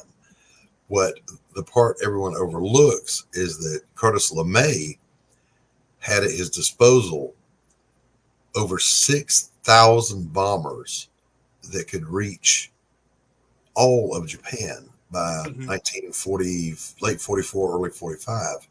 He didn't want the nuclear bombs because he said just using napalm, I can bomb them back to a pre-industrial society. We don't need the nukes. So in a way, the nukes were a merciful blow to get them out of the war because LeMay was prepared to burn Japan down to bedrock. Yeah. I mean, could you imagine the 4-engine and 2-engine bombers, Liberties? Well, they around the clock. Well, they pretty much burned Tokyo down, right, with the bombing. Yeah, because of the construction of the buildings, it burned very easily. Yeah. They even had an idea for a bat bomb. Oh yeah, I remember the bat bombs. Yeah, but you want to describe that, Dan? Think about basically they put napalm all over the bats, and they would drop them from an airplane, and they would go in and they would scatter and fly. Yeah. They burned up, but the problem was they couldn't control them. When they were practicing with them, they burned up a few barns in the U.S. It was not the best possible idea. Yeah. But LeMay had not just every bomber in the Pacific. The European war is over. Now all those B-17s, all of those Liberators, all of those British bombers, he could requisition all of them to come to Westpac and attack just Japan. Think on that for a minute. I mean, Doc, I actually got a pre-war Japan joke that a guy told me about that this actually happened to his buddy. So they were sitting there in Japan, and he and his buddy were going out, and they found one of the defense weapons. It was like in the 50s or 60s that they had dug it up, that the Japanese had used, big ass rifle. Mm-hmm. And what happened is that the kid that found it said was saying, I don't think any of you can fire it. So he and his buddy says, well, I can fire that damn thing. So he then wakes up in the hospital, said, I found the rest of that rifle. it was one of you fired it with a string. You were never supposed to put it in your shoulder. Yeah. Yep. But again, the overall thinking, the psychology of it all is fascinating in that neither Japan, Germany, nor Italy ever had an aircraft carrier. They never laid the keel for one. They never had a 4-engine bomber that could reach the States. Their GDPs combined didn't match Britain's at its high point, let alone the United States. There was simply no conceivable way they were ever going to win that war. And again, it all comes down to psychology. Had Hitler not been so motivated by hate, he could have conquered his little piece of Europe that he had and stopped. And with the appeasement that was going on at the time with Chamberlain, Baldwin, and that whole crowd, he might have consolidated it and held it. But no, the big dumb kicks in. Well, he also, one of the things is they did have the keel down for an aircraft carrier, the Germania. But what happened is that the admirals tried to convince Hitler, look, we understand what you want to do, but wait till the mid 40s or the late 40s, because that's when we can go ship to ship, or at least be big enough to go against the Brits. Mm-hmm. We can't do this now. If with what you're talking about, if we do this way, we're just run out of supply. Mm-hmm. Just give us time. He did not want to give them the time. And also, Hitler was coked out of his head. Yeah, and the reason Hitler wanted to ally so much with Italy was Italy had the biggest navy in the Med, and he was kind of counting on Mussolini to build the aircraft carriers and to be the navy for the Reich.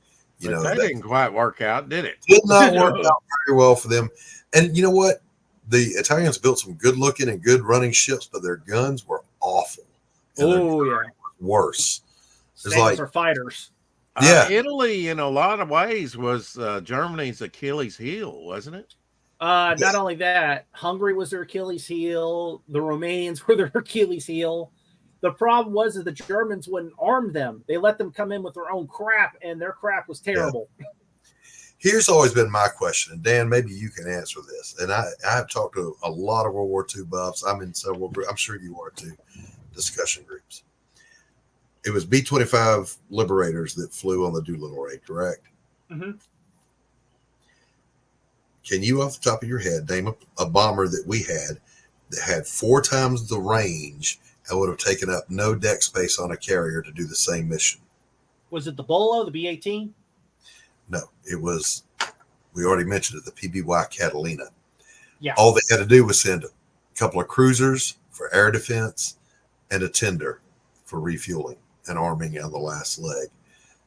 And the PBYs could have done that mission and not had to crash land in China. They could have just turned around and flown halfway back across the Pacific. I've never understood why didn't they just turn to the cats. Never Bomb understood load. that. It was the bomb load. It was a symbolic bombing mission. They could carry 2 500-pounders each. Yeah. And how many did we have? We had hundreds of them. Mm-hmm. And I know that one of the things with that is, I believe it was they were looking at bomb load at that time. The PBY could carry some bombs. Yeah. But they wanted to, if we're going to do this, we might as well drop all we can. Yeah, but at the same time, my counter argument to that is it was always going to be a symbolic bombing. Yeah, it was. I think it was kind of a wing and a prayer that they could have hit something vital. Perhaps, but I still contend the PBYs with their greater range and greater altitude could have hit harder, could have hit better, and didn't need the kind of support that the B-25s needed. Safer because they're at a higher altitude, and flak is not a thing, right? Yeah, there wasn't a lot of flak over Japan at that time. Oh, yeah. Anyway, they had great fighter support, and yes, some of the PBYs would have got shot down, absolutely. But I don't think in any greater numbers than what happened with the Liberators. I think what would have more than likely how I would have done it would probably been a logistical nightmare. So I would have tried to do a dual attack with the P-25s and the PBYs, and just really. And then that way, when you're going to China, if the B-25 starts crashing, guess what? You got a plane to pick them up. Yeah, yeah, and again, even if the PBYs didn't get sent to bomb, why weren't they there for the support part of the mission? Why didn't they stage them out of China to do the recoveries? They should have. The biggest problem I know is that it was there's so uncertainty in China at the time, especially like getting with a fresh landing areas and all that. Because I know that if you look at the Flying Tigers, they were constantly having to move airfields. Yeah, because of what was going on. PBIs land in water, airfields wherever they want it to be. It's a big ass coast. Mm-hmm. So that's just one of my pet theories, my pet worries in my mind about World War II. And then one of the things I think too is also you got to take a look at the cost too. If you send like a submarine or a tender that's full of fuel, not only are you losing, if that gets hit, not only losing the PBY, you're losing that crew of the tender and all that. As opposed to losing an aircraft carrier. Yeah, that's true. Come on. Now, where is your focus now, Dan? What are you kind of researching about World War II, or is it just World War II that you're kind of looking up? Well, World War Hell is going to go beyond. I got to be very mum about it, about World War Hell. Right. You're going to see how this morphs the world. And there's what you're talking about infinite when you're talking about this. Right. That they're not going to stop. They're going to keep coming. Yeah. And now remind us again who they are. Give me the pitch again. Give me the pitch again, just for people that might be coming in late. Demons invade during September 1943 in World War II, and the Allies and the Axis have to band together to throw them off Earth. Yeah. And they have to make some interesting machines called Frankentanks, which are smashed together Allied and Axis tanks. Will the ingenuity of the Allies and Axis and grit of them beat the demons, or will it not? It's kind of like the UFO, what we talk about. Can technology... It's kind of like today if we were invaded by UFOs, right? Would the world band together to fight off another greater threat? I will say that there are certain factions that are not doing too well in World War Hell that are not banding together. Yeah. And now that's interesting to me. With ideologies, especially I would say fascism and communism. Yeah. Yeah, exactly. That to me, that's an interesting aspect. Fascism and communism. How are they going to mesh? You know, that's what you're gonna have to wait for. Or not mesh, right? Yeah, because that's what we're doing right now. We're talking about Red Winter. That's going to be the next thing. That is that's the Eastern Front. Yeah, looking at that in the macro, just historically, you got two things that have to be gotten rid of. One of them is Stalin. The other one is Hitler. Before they could ever hope to work together for anything. Even if it was demons, UFOs, the Loch Ness Monster, Godzilla, they hated each other on a personal level. Well, what's not to love, Doc? You also got to take Hey, any day a commie and a Nazi are dead is a good day. Yeah, this is true. I think we're getting a slight delay on your end, Dan. We are, and I'm trying to allow for that when I talk. Okay. But yeah, Dan and I have had these conversations before. I love talking World War II. Yeah. I'm not a fan of war. I am a fan of military history. Yeah. And there's a difference. And let's face it, a lot of the human experience is wrapped up in World War II. New challenges, new technologies, new innovations. But we've got a generation now, Rex, that doesn't even remember the Cold War, let alone World War II. Right. You and I are old enough to remember the Cold War in the 70s and 80s. Sure. And 60s, 70s, 80s. I grew up in 84 and kind of remember it. Yeah. And you know something that the communist doesn't like, or Doc? You know something a communist doesn't like? Helicopter rides.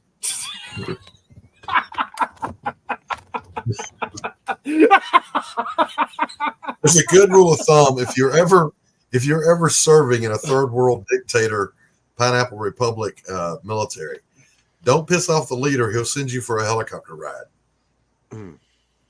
And it's going to crash. And your career is going to go straight down from there. No, you're going to die. It's going to crash. Helicopter. Now that guy that went up against Putin, he had a similar experience recently, right? Yes. Yeah. Look, dictators have. No, they threw them. My thing is, Doc, the first time when I heard that, I thought he should have seen it coming. Putin's not going to forget. Exactly. Look, dictators have a little rule book that they've been operating out of since the 30s. Yeah. And I don't know why people don't bother to read them. Read the book. You know the game plan. You know what they're going to do. If you cross one of them, don't get on anything that flies that they have anything to do with. Yeah. You're going to eat a mountain. Right. Either that or have a parachute and a revolver or something. Yeah. Survival, and a first aid kit. Yeah, it's because be an unsuccessful Peter Pan. But when you have the time, Rex, if you really want to hear insightful lectures and discussions about particularly the macro of World War II, Victor Davis Hanson, probably the greatest living military historian, just an amazing wealth of knowledge. Yeah. I've heard the name. Also Mark Felton Productions and Dark Docs. And how out there do you get Dan, because you're deviating from history, and that's part of the interesting part of it. Uh, other things that might have happened in World War II might crop up later, right? At Because you're what kind of point, changing Dan, the timeline. at what point in the timeline, Dan, does your invasion take place? Is it 39 or is it 42 or is it 43. 44? 43, September Okay. 1943. And Okay. that's when All right. that's when the U.S. forces are just really getting into England. Mm-hmm, mm-hmm. And it's going back to it, you are going to see a future where things really deviate, especially when we get to the Cold War. It has to. It has to. Yeah, it has to. Well, now, Things while I've change. got you guys on here, I want to throw you a curveball, which is, what is our military readiness right now? Listen, here's what I know. You cannot hold emergency.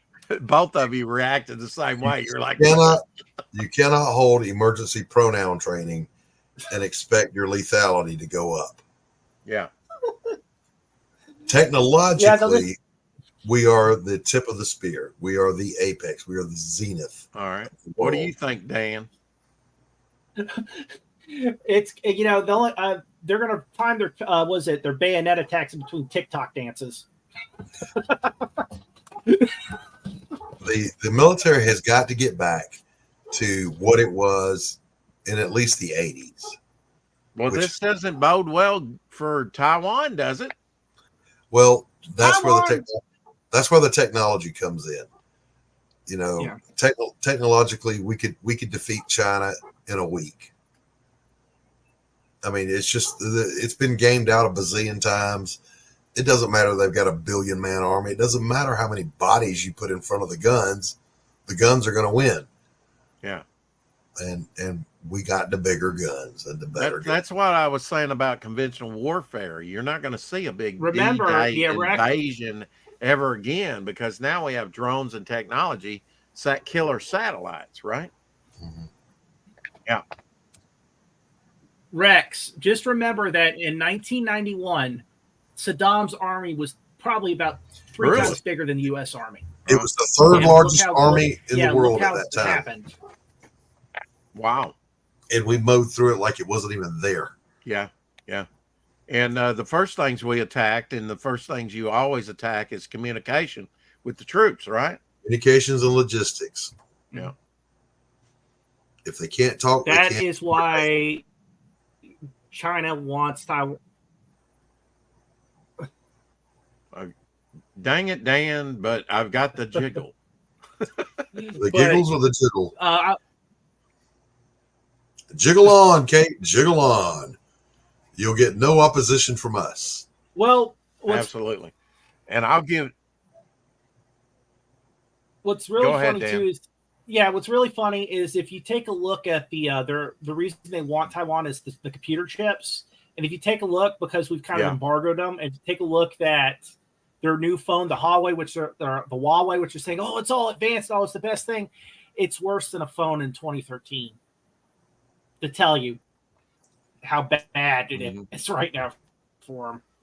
Their current. There's a guy named Steve MRE who ate a. I love that guy. Oh, Steve, I was going to say that this guy named Steve MRE, Steve 1984, and he ate one from the Civil War. Oh yeah, I've seen that. He ate one from the Boer War. Got him sick. Was it? Yeah, and he ate one from China. That was the one that ever got him sick. It was green chicken that came out of that. He had to go to the emergency room. Hell no. That tells you eat something from the Boer War. If you want to, like almost 100 years ago. Yeah, if you want to enjoy some content, you go over to Steve 1984. Nice. Let's get this out on the tray. Green chicken. Cool. Really? This guy, Rex, Steve 1984, write it down. Yeah. And go check him out. He says, nice. Let's get this out on a tray. Nice. Okay. And then he reconstitutes the meals as directed, and he eats them.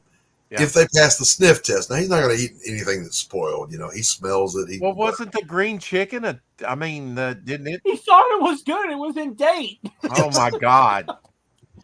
But, and the Chinese. What do you mean it was in date? It was something new? Yeah. Yeah. Really? Mhm. That's how bad their MREs are. They probably, if they went to war, most of their soldiers would be in the hospital from the MREs. Wow. That's, well. I also well, wonder. let's take a minute break here. I forgot to do this when Doc came on.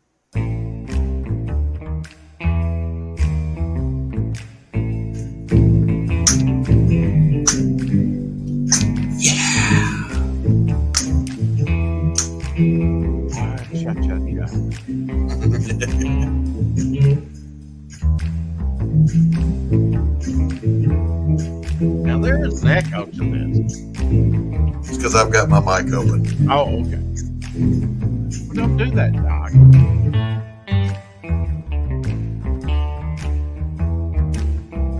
Throwing us all off.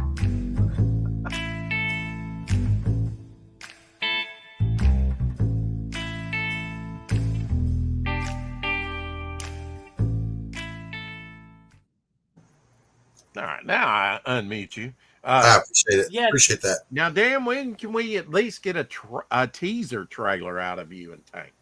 I am working on that at the moment. I am actually working, trying to get people to do some World War Hell. Was it preview posters?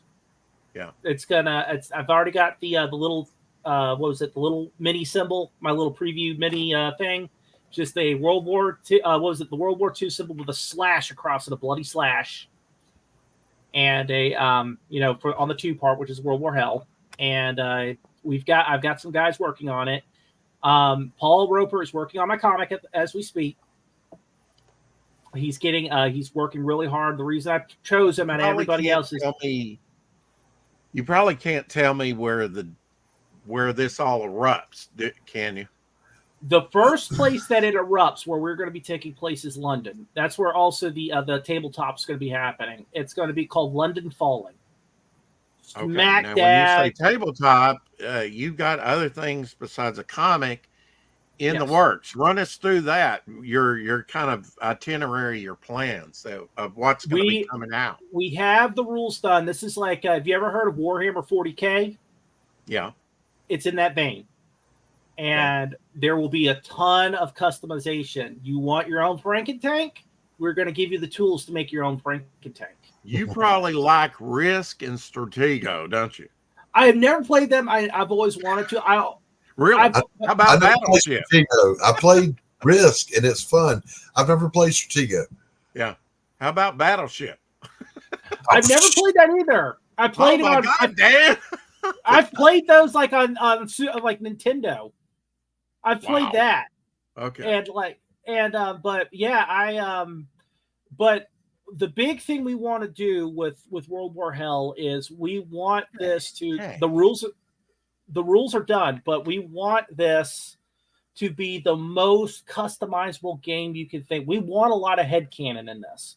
We want people to like really get their units, not only just paint them, mix and match turrets from World War II weapons and all this type of stuff, and just really have fun with it. But now the book's going to come out first, right? Yes, the book's going to come out first. Yeah, and but this is all going to support the bigger, like the game, and the game's going to support the bigger overarching story with this. Yeah. Now, there's going to be some twists and turns. There is a faction that is watching from the shadows of World War Hell to see if it's worth their while to get involved. Right. I'm going to be very, very, very vague. I have to be very, very vague because I want you guys to really be excited when you find this stuff. That's the twist of it, right? Maybe. Yeah. Maybe. Maybe. Okay. Maybe. All right. So all this demonology, it erupts in London. How quick of a ground do they take? I mean, initially a third of the earth, a very small pocket. What? Well, if you want to know, it's there's a reason it's called World War Hell. Yeah. Our next, I'll tell you the working titles we have for the box sets that will be coming out: London Falling, Red Winter, Springtime of the Rising Sun, and Star Spangled Summer.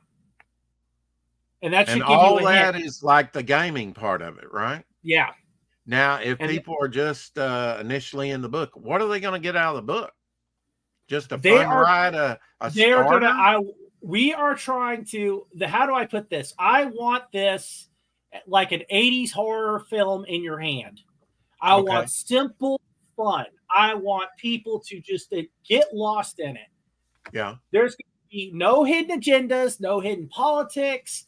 It's just, we've got this person. We're not going to adjust the U.S. soldiers to modern mind think. We're going to put them to a 1940s style of thinking. You are going to watch infantry on demon. You're going to watch like people get put through a meat grinder, a Hellraiser meat grinder. Right. That you would pray for Pinhead to come in and deal with you instead of these. If you want fun, you want brutal, you want to come in and try something new and just lose yourself. You come to us. Tank Fair presents. Will there be a second issue, or is it just going to be? This is just a little taste of what's okay. But now, let's say I'm not really into the gaming part, just the comic part. Is that going to hold up over a second issue, or are the things that are going on in the box sets like you're talking about going to kind of the second, third issue, whatever? No, it will not. This is the game is you play it how you want, how you want to do it. I mean, you're doing your own headcanon thing in that. You have our lore, and we want, as I said before, we want people to have their own headcanon with units and all this type of stuff. And they'll get to build, like you said, their own Frankentanks and other stuff like that. Right. You mix and match factions, cohesion, and all this type of stuff. See, that's going to be one of the factors in our tank is cohesion. That you're going to have a cohesion penalty is, he's a puppy. You're going to have a cohesion. A puppy? You're going to have a cohesion penalty. Oh, I removed him. Wait a minute. Wrong button. Sorry, Doc. I'll bring you back. I was trying to embiggen. She's so hyper. Yeah. One of the things I think get to see the puppy. You can blame me. Try to love on you. One of the things I think Doc would really love, and I think that he would probably want to play it, learn how to play it when he gets this, is that you have cohesion penalties. The Germans are not going to really be cohesive with the Russians, the Soviets.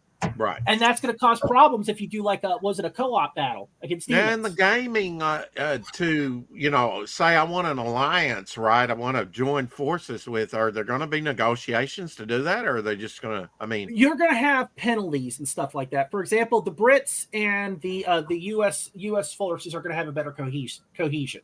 Right. Because they're more ideologically aligned. One of the things too is like the Japanese and the Soviets, they're not going to have great cohesion. Let's say for I wouldn't think that Japanese and China would either because of past invasions by Japan. To this day, one of the quickest ways to get dead is to be in Korea and call somebody a Jap. There's going to be. Thanks for the heads up, Doc. We're also going to touch on areas that haven't really been touched on in World War II. For example, we are going to possibly explore South America during World War II. Look at the dynamic of that. You had areas such as Argentina that was leaning more fascist. You had that's kind of interesting to me. That's really drawing me in. I kind of like the what if type thing, and that's one question I wanted to ask you, Dan, because I did mention earlier their time travel bail. How out there are you? Whether you think it's canon, fact or not, have you like UFOs? I didn't mention that, but in Antarctica with the Nazis, the different stories that you hear. How much are you exploring and taking credence and drawing that into your fiction material? Now, what's going to be interesting too with World War Hell, there's going to be certain things too. Remember with World War Hell now, remember the Germans are going to be pretty much let off. They're going to have our resources now. Can you imagine what the Germans could have been like if they had the U.S. the fuel, the industrial might? Well, more everything. So the combination of the scientists on both sides, right? Yeah. And there's going to be some issues with that too. You're going to find that when you look into these issues. You're going to find ideological issues. Yeah. You may or may not go into World War Hell and find that, we got demons, but you're going to still see units of Russians and Nazis fighting each other. Now, we're trying to save the planet at this point. Do ethics go out the window, Dan? Kind of like if you aligned with the Germans, we would ethically have some problems from the American citizen on up with the medical practices of Mangala. There's going to be some answers to that. There's going to be some events that really kind of cut through a lot of that. There's going to be some big events. Have you checked out? I know Rutger Hauer. What's his name? He was in Harrison Ford movie Blade Runner. He was the villain. What's his name? You had it, Rutger Hauer. Okay. Yeah. He did a movie, I think, called Fatherland or something like that. It was like 1962, something like that. Whenever they were going to celebrate Hitler's 80th birthday. He was an old man by that point. It was basically, what if the Fatherland had taken over a lot of that and somehow had retained a lot of that, like you were talking about, Doc.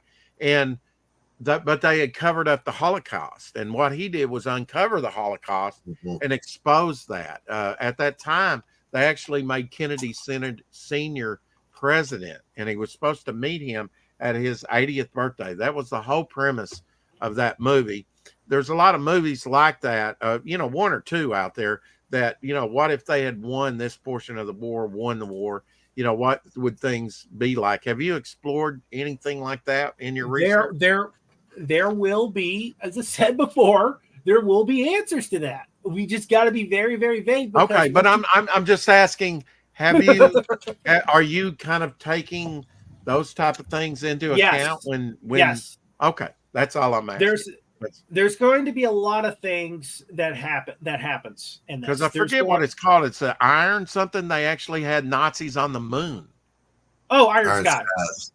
Yeah, I thought that was a fun little romp, There's going to be a lot of stuff in there that's going to be wild, like how things just split, come together, split, and that will fracture off. And you're going to see things that are going to, like, when you get to the next phases, years and years later of World War Hell, you're going to be like, oh my God. Are you going to slow roll this from the 40s point, or are you going to like visit the 50s, 60s?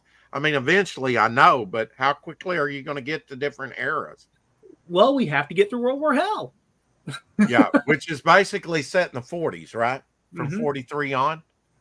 And I will say this, that the war doesn't end that in our timeline the way that the way in this timeline that it does in ours. It basically goes past the point of the nuclear bomb, doesn't it?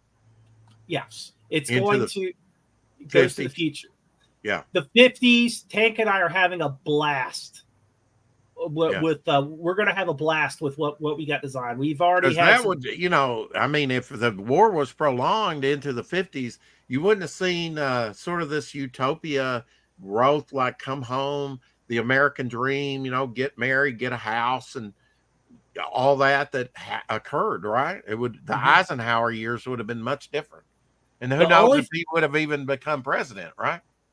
The only thing I can say is I will give one hint: World War Hell is war eternal. Yeah, it's a perpetual war, right? Yeah, at least for the foreseeable future. Let's put it this way: Warhammer 40K. Oh, that's like the Wizard of Oz compared to this. Are you going to see old factions, old ideals like the Knights Templar and things like that rear its head? Well, we do because you are fighting demons. We do have one actually that is a concept of one that did come back for the Brits that's already been kind of released. Well, the Catholic Church with the Pope would have to get involved. There is going to be some interesting things about that. We will touch on it. Yeah. We're going to touch on that. That's going to be a. Let me. It's going to be a Jackson Pollock. It's going to be all over the place, Doc. I'm sure that you've already answered this. No, I'm pretty sure it would actually make sense, unlike Pollock. The comic books and the game, are we going to launch those concurrently or sequentially or what? I believe we're going to do the comic first as we can, but we're kind of debating that right now. We're possibly going to do the game first. It's just seeing which comes up better.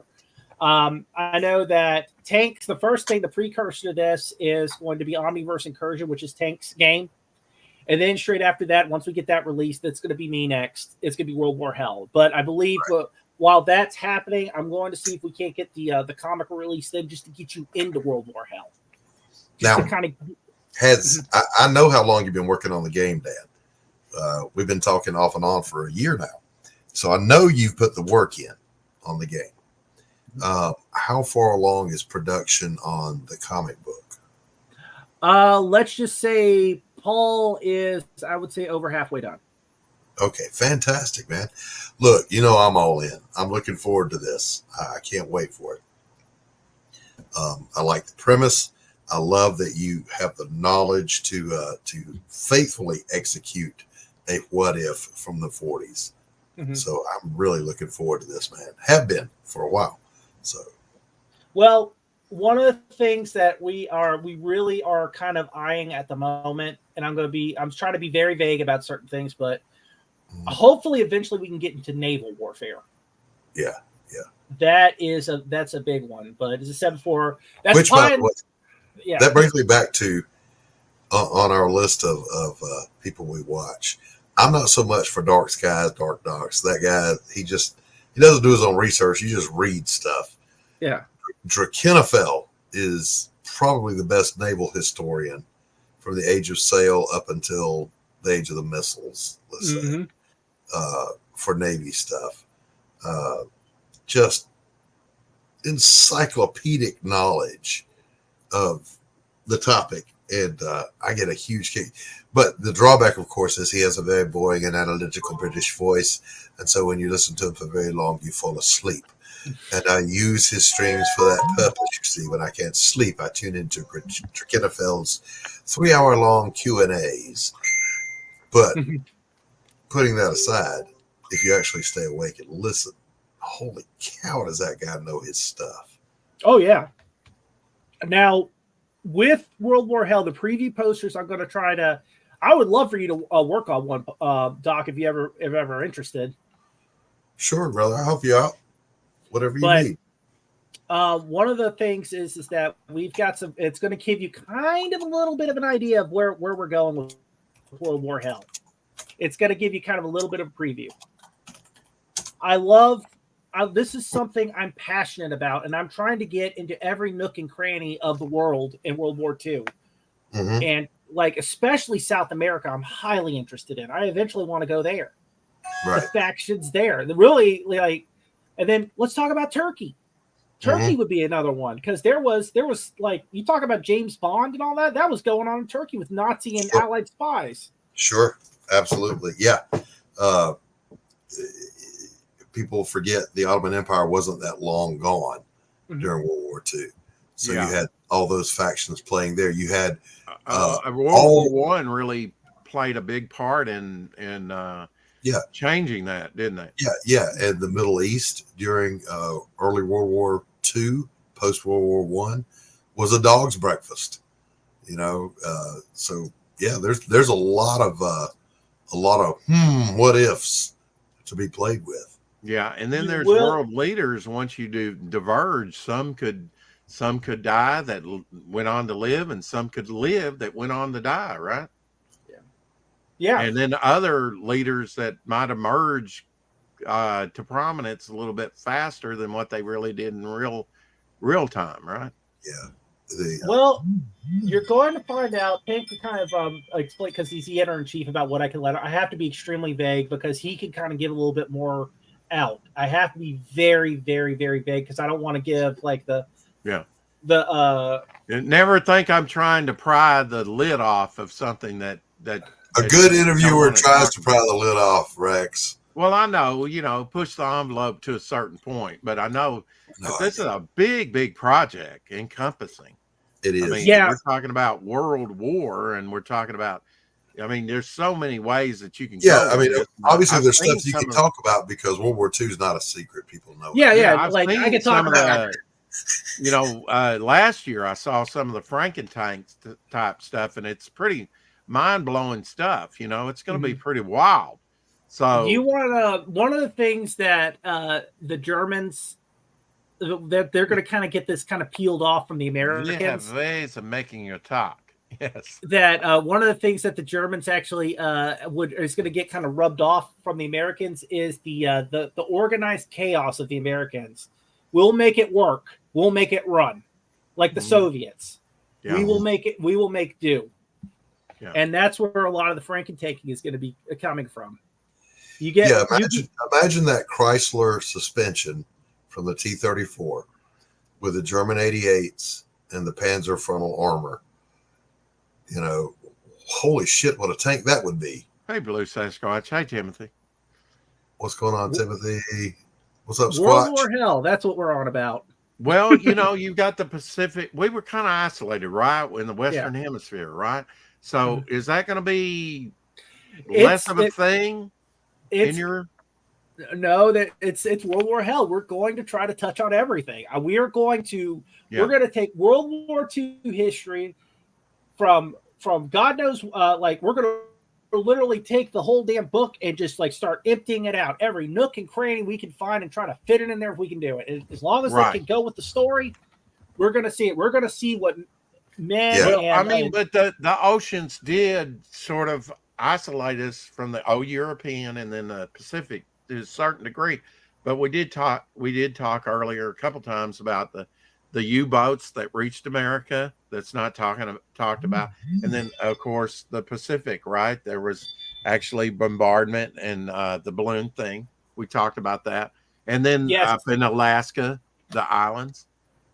There's going to be it's going to be intense fighting all over the place. It's going to reach American shores, right? Yeah, from what I understand, it's historical until you get to 1943. Then you have that triggering event that changes everything from then forward. You are going to find out it's basically like an orange. You're going to start peeling it back and really get into the good juicy stuff. The more and more and more you get into it. 43 was the reason we chose 43 is because the Germans, anything after early 43, that's when the Germans are really starting to lose. This is when they're still. This is where we're gearing up and getting there, and then the Germans they're there. They're still there at their zenith. Yes. Yeah. Because everybody's done. My God, everybody's done Overlord. They landed on D-Day. The Germans are last desperate. It's like, dude, can we do something where it's not the Germans that started this? Guys, I gotta go. I'm being summoned to the dinner table. Dan, always great to see you, brother. Okay, yes, sir.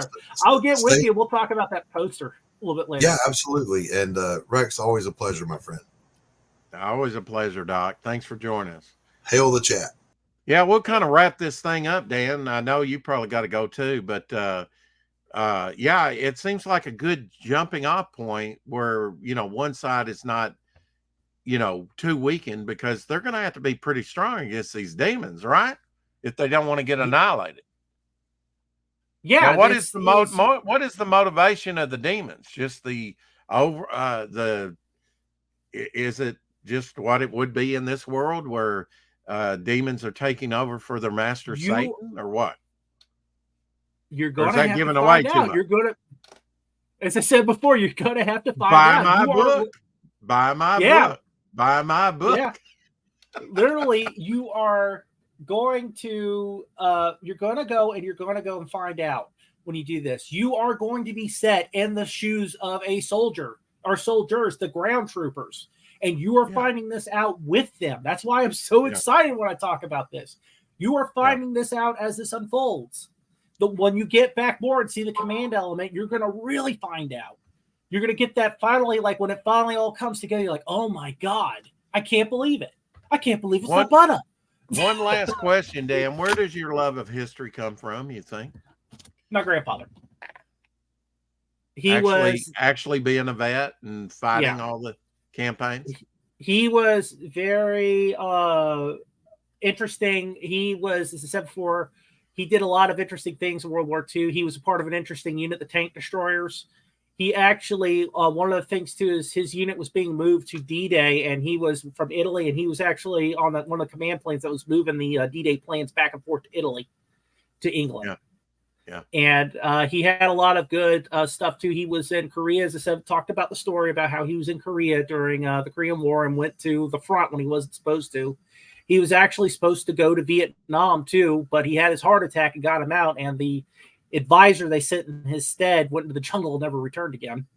One question occurs to me. I said that was going to be my last one, but it never is, right?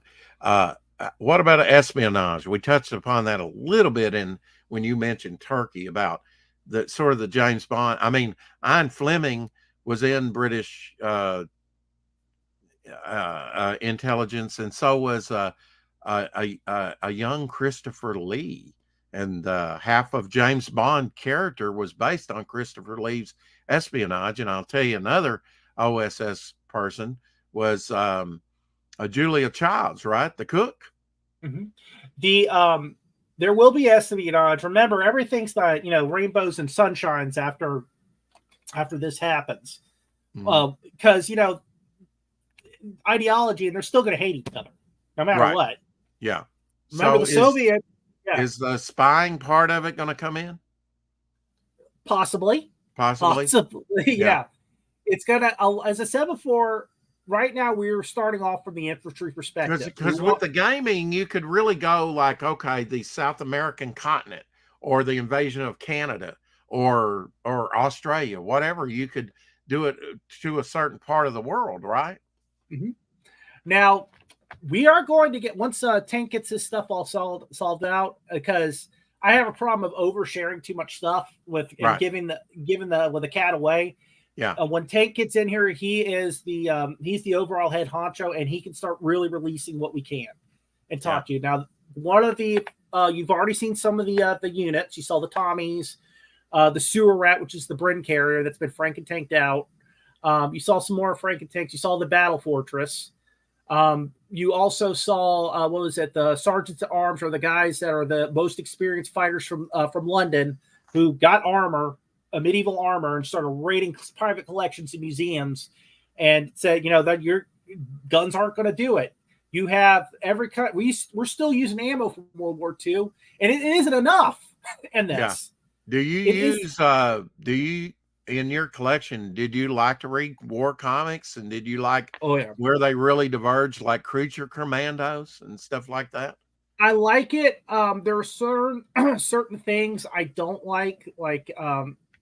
There are certain, I would say, cliches in the alt history type of stuff. The Germans made us we're able to turn it around at the last minute. Half the world is taken over. It's like, dude, the way the Germans were, they would have just been happy just to have the borders of Germany intact if they were able to turn it around. They would have probably known at that point, that's giving Germany too much credit then. Yeah, we're giving you got to think about that. You've got to think that what would happen if Japan was able to hold on to their empire. I mean, do you know how bad they would have butted heads with the Soviets? How would the Cold War have turned out if Japan was able to hold on? Mm-hmm. Mm-hmm. You would have. These are all things that you've kind of what if and considered for your book, huh? Yeah, I'm constantly and I want everybody else when they do this, because we've got our canon and we encourage head canon. We want these guys to do these scenarios in this game. We want you to do this. We want you to go and try to Franken-tank things up as much as you can. We want you to go and paint these up. Hell, even if if they have a good concept and we put it out there a good design, maybe we'll go and pull it in. We want this to be not only creator owned and creator operative, but we want our fans to feel like they're a part of this. We want them to feel like they have done something with this. Any plans for a fan art contest or anything? Yeah, I would have loved to do that. we've got I've got a couple of demons out. They've been changed up. I know that I've let out a few things from a couple of years ago, and some people have seen some of the stuff I've worked on Tank Secret Alpha Group, Right. And I can't really go and hard go to contain it. Yeah, I can't. As I said before, I've got to hold it back. And Tank and I, like, there's so many times we've had to go back to the drawing board. One of the factions that will make an appearance, because the factions, some of the faction or players are going to make an appearance in Omniverse Incursion. Some of them, you're gonna see that. All right. And Omniverse is going to be kind of a little bit of a taste of what World War Hell could be, but World War Hell is going to be more of a bite of what you could be, like a little bit of a bite in that bird. Yeah, a little taste in your tongue. Now you're getting a bite into it. I know we just kind of like grazed the surface of World War II and World War One and a lot of the stuff in our discussions, but I think we covered a lot of ground, my friend. Yeah, I know. I am so sorry, guys, that it's taken me a few years to come out and really talk about this. Hopefully, in the near future, with the preview poster, you're going to get kind of a little bit more of a vision. Just, it's not going to be much, but it's going to tell you. But we're going to really start letting things loose. Paul Roper is an excellent artist. He still has his campaign up. If I got to get that, the 21 Demons campaign. And if you want to see the style of World War Hell, what it's going to be like, go to Paul Roper. It's still got like 3 to 4 days up. There's Fund still My Comic. on Fund My Comic, there are still great tiers available for it. Get it, guys, because once this goes under Marcosia, all this stuff is gone. So get it while you can. I am telling you. You are Now, this man is there some tie-in? We will, as I said before, got to be very vague. Okay, Possibly, all right. Possibly. So 21 demons could be just the tip of the iceberg here. Maybe, not sure. Maybe not sure yet. Still negotiating. Still negotiating, but 21 Demons. Paul has been working on this for, I believe, since 2002, 2003. And as I said before, if I don't mind, I'll go ahead and share this in chat. If there's a connection, it could be rolled in, right? Possibly. Could play in to the same lore. Okay.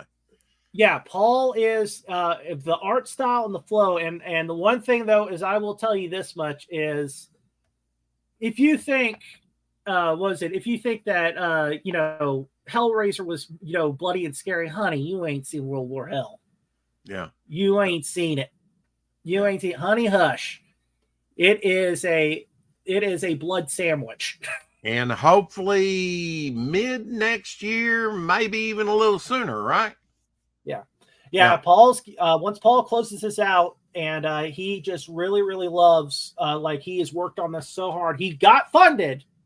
Thank God he got funded. Good. He is funded. There's still tiers left, guys. Get it while it's hot. Get it while it's hot. And then this is the first successful kickoff of Tank Ferret Presents. Tank has been working on this. He has told us, he's sworn us to secrecy. I will, if I have said too much, you'll probably make me cut off my pinky finger like the samurai because I dishonored him. But right. Yeah. We are going to have fun, and I hope you guys are going to go with us on the ride, and I hope you guys are going to have just as much fun as us. Well, see, there's an aspect, the mafia and the Yakuza and some of these the old emperor system. There's so much you can talk about. It will be addressed because really the old world, a lot of it, like Doc brought up, the Ottoman Empire kind of went away to a large degree after World War One, and it really is old world meets new as much as anything, isn't it? Yeah, it's pretty much like the way I would describe how World War Hell starts out. It's a shit ball that's starting to gain speed, and you at the bottom of it. Yeah. Try to play catch. Well, Dan would look forward to it, and I'm sure we'll have you on again.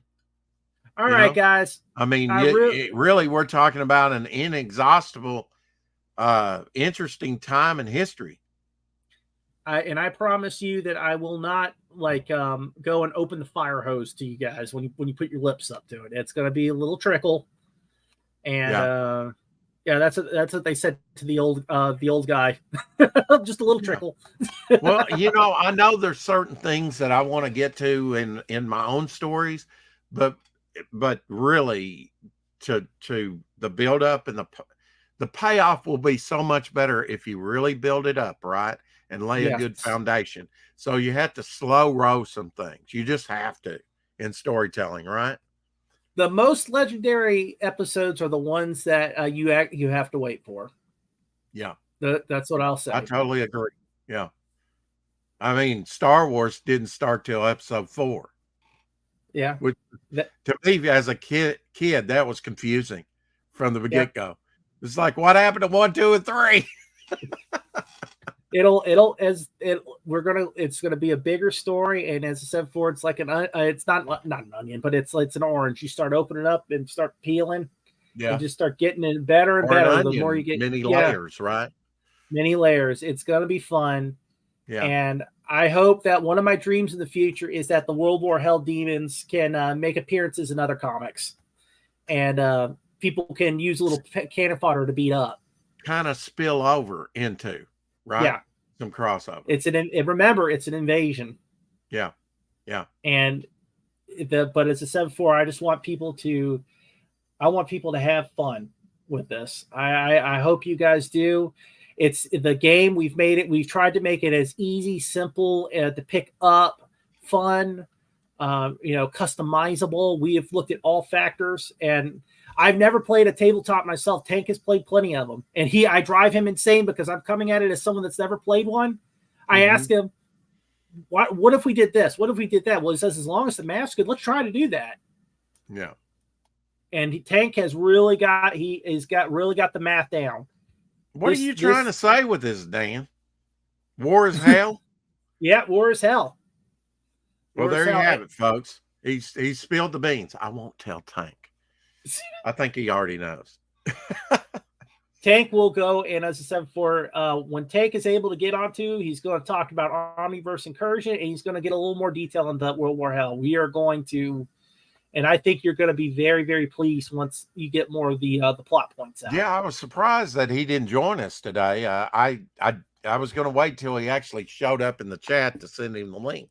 I wanted to give you fair time, Dan, to be able to speak your piece. Oh, I spoke my piece enough. Tank is still having some PC problems, and he's probably in dad land at the moment.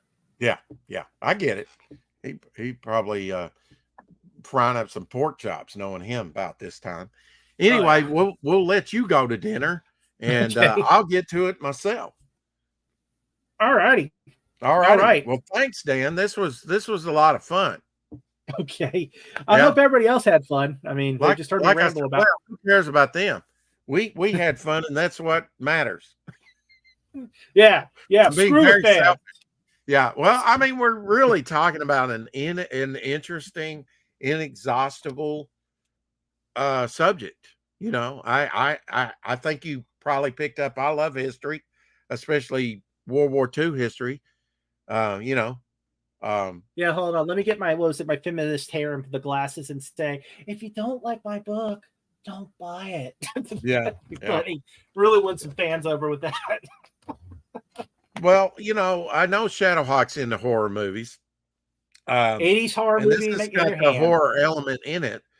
I kind of like the classic monster horror and other, not so much the slasher type stuff. Psychological horror, there is a psychological side. There's so many ways. This is really hyper reality in a way, right? It's not everyday normal, go to work, come home, kiss the kids, whatever. It's conflict. Yeah, it's like, I would say problem solving. It's like a bubble in the water, and that how bubbles can basically fracture off into a billion pieces. That's kind of like that. You're going to see like how everything is going to just start to go in one direction and another once this stuff starts coming together. Some things might come together and some things may unravel, right? And and as I said before, just wasn't a new problem equal to even bigger problems. But at the end, really, it's how do we best solve the Rubik's Cube and unify the planet and get back to normal, right? Yeah, it's how Otherwise, to you're at perpetual war. And knowing you, Dan, it'll be decades. I doubt we'll ever see that day. The world will probably never be the same again. Thanks. Yeah, as I said before, it's war eternal, man. It is war eternal. It is war eternal. Right. Well, I hope you have decades of success with it. Well, I hope everybody has fun with it, though. That's all I want. Yeah. It's all about good entertainment, huh? Mm-hmm. Well, you know, if the bigger boys aren't going to give it to us, I guess it's up to little guys like you and me to provide it, huh? History repeats itself, dude. We're at like what it was in the 40s and the 30s that, everybody's starting to start up their small companies. We were all independent all over the place, and we're starting to form. I think you probably in the future, you're going to see the new DC and Marvel come out. And it's gotten to the point now where people are like it was in the 40s and the 30s where, that's this, the comics they were good, but now they're bad. And like, oh no, I don't want to mess with that. We are the Iron Age. We are the Phoenix rising from the ashes. We are rebuilding. After Superman, everybody wanted to jump on board, didn't they? Mm-hmm. Get a piece of the pie. All over. There was 1930s, remember, and just all over the place, and that was the time. You had GIs. You had GIs with a disposable income going to war, and they wanted something to read while they're on the front lines. Yeah. I mean, how many troops had an Action Comics #1? They sold into the millions. Mm-hmm. I don't know that we'll ever get back to that point. I know in the early 90s there was speculation and overprinting, and like X-Men. Jim Lee X-Men was like 6 million print run. I think there's plenty of those things out there. Yeah, everybody keeps saying like with what we're talking about and with the other stuff like Image 2.0, man, screw them. We're going to be our own thing. We appreciate the past. We want to be the new. Yeah, we're going to get this. Yeah, we're going to get this. We're going to nail this. You guys are going to be along for the ride. And I think once this gets rebuilt to a certain point, we got to be like the cool kids. Like I'm not worried what that dude's doing. I'm just worried what I'm doing. Yeah. And I think all the momentum's on the independent side, don't you? Oh yeah. Alterna, Ethan doing his thing, getting into figures. Yeah. It's getting to that point. Hollywood is hungry for it now. They know that it is a bitter tree, the mainstream right now. It's bitter. And until Hollywood figures that out, it was like that with before Star Wars and all that came out. It was boring. And books are kind of the launching point, right? To do stickers, magnets, trading cards. They're going to be trading card decks? Possibly. Yeah, okay. On that, I'm going to end because I'm not going to get much more out of this guy. I don't want to pry it out of him. But Dan, thanks for coming on, man. We could talk infinitum on this because it's really interesting. You got an interesting premise here. Yeah. And hopefully y'all will enjoy my one day I'm going to go and do some other horror war comics that aren't particularly World War Hell, but just this is the start. Well, yeah. I mean, you can always do the side one shot or something, right? I mean, or side project. I think that helps. I think that helps your main IP sometimes. It shows your diversity that you can do a multitude of things, All right. But yeah, I better get going because I think my family's calling me for dinner. And I hope that everybody out in TV land had a blast. Let me go ahead and share Paul's link one more time. Yeah. Kerry says, typical Rex long-winded ending. Absolutely. Get that comic. Get that comic because once it goes off for the next couple of days, when Marcosia picks it up, all the special stuff he's doing for it is gone. 21 Demons over on Pick that up. It has been funded, but we still got a bunch of great tiers open for it. Get that bad boy. Paul's a great dude, and you will have fun. I had a blast reading 21 Demons. You can get a dope T-shirt over there too. Mm-hmm. You might bow for now. Keep collecting and keep watching for War Hell Dan. He's going places. Bow for now.